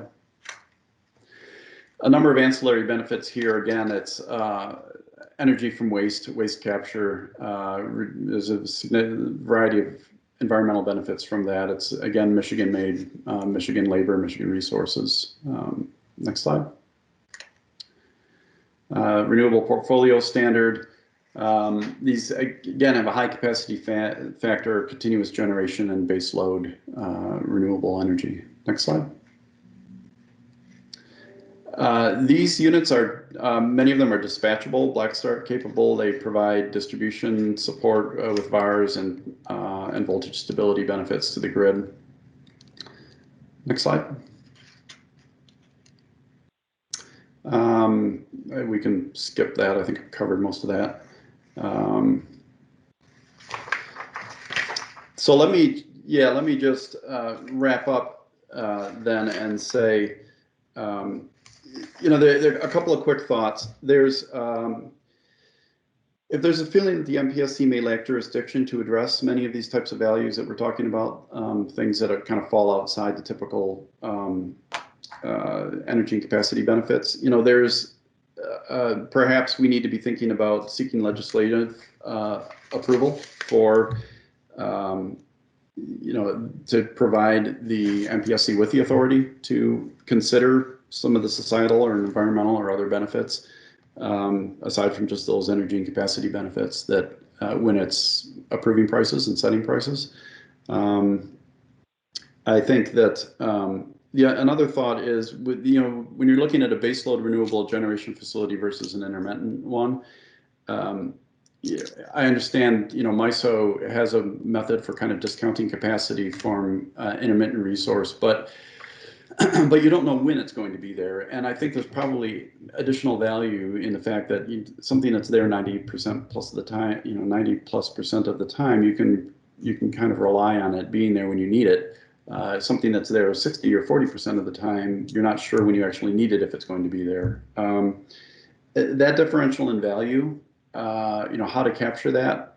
One thought is, if you're paying what would be a continuously available or baseload renewable generation facility, you provide it with the same capacity payment that you're providing to an intermittent generator, and then maybe a certain percentage. The cost of going to the in addition, the cost of going to the market a certain percentage of the time to obtain replacement for that intermittent resource, when you might need it. So the capacity payment would actually be a little higher, just because of its additional availability. So that might be one way of capturing some of that benefit. So with that, I'm sorry for running a little long here, and I will stop. Thanks, Tim. Yeah, I really wanted to say some kind of a damn joke, but sure. I think we used all those up during the PURPA discussions a few years ago. So I appreciate the presentation. Do we have any questions? I don't see any in the chat. Any questions for Tim on the phone? *6 to unmute. Okay, well, thank you so much, Tim. You're welcome. We'll go on to the next steps and try to wrap this up. So on the next slide, we're going to have some questions that we're going to ask the audience here. we're hoping to get some responses by Friday, February 19th. The next meeting is scheduled for March 2nd. We will get a listserv message out with the time and an agenda shortly, as soon as we get that all squared away. So the 4 questions here that are due on the 19th are, first, should generation diversity be valued through risk assessment in IRP? So that we kind of got into some of that with Zach's presentation and some of the comments that were made afterwards. But is that the appropriate way to value generation diversity through risk, through the assessment of risks that is conducted in the IRP? The second question would be, if not through a risk assessment, what other methodologies would you all recommend that the utilities use and that staff uses to value generation diversity? The third question is, will what we're doing through this work group process, so the alignment of these planning processes, is this just going to inherently take into account the value of generation diversity by looking at resources through multiple planning processes? And some of those values could be black start capacity, grid resiliency. We talked about distributed energy resources, offsetting distribution and transmission earlier, and some of the work that's being done with the FERC Order 2222. And then the final question is, should utilities provide a calculation of resource diversity in their IRP planning processes, which is they look out 5, 10, and 15 years for their planning horizons? So these are the 4 questions that we're asking you guys. Again, by February 19th, that's Friday. And if you go on to the next slide, just similar to all of the feedback requests that we've had, please send those to Danielle Rogers. Her email's here. Any general questions are going to be, we're hoping that you would send those to Naomi. And then this presentation can be found on our website, the MyPowerGrid website, along with all the other presentations. I just got a message in the chat that says questions 1 through 3 use generation diversity, but question 4 uses resource diversity. No, I believe these are all supposed to be generation diversity. Sorry. Yeah, these are all going to ask the same questions. So I guess we were using generation diversity and resource diversity interchangeably here. So Jesse, this is Naomi. Can I add one thing to that? If the comments are, if that question is with regard to things that might not be considered generation in some context, but there's a comment about it, I guess I would want people to still give it, thinking battery storage or sure, yeah, demand response. Yeah, that's a good point. And there was discussion of transmission earlier too, so maybe that's maybe that's part of what that question's getting at. So yeah, if there are other ideas, obviously we would be happy to hear all of those. Okay, it looks like the person who asked that question followed up and said yes, they would prefer resource diversity. Okay, so yeah, absolutely. If there's some ideas that are not necessarily generation diversity related, that would be responsive to those questions, absolutely include those. And with that, I think we are all done. Thank you all. Thank you to all the presenters. Thanks for keeping us somewhat on track. I should have done a better job of keeping us on track, but I think it all worked out in the end. Thanks to everyone in the audience for sitting with us on this Tuesday afternoon, and we will look forward to your comments and responses on the 19th. Thank you all.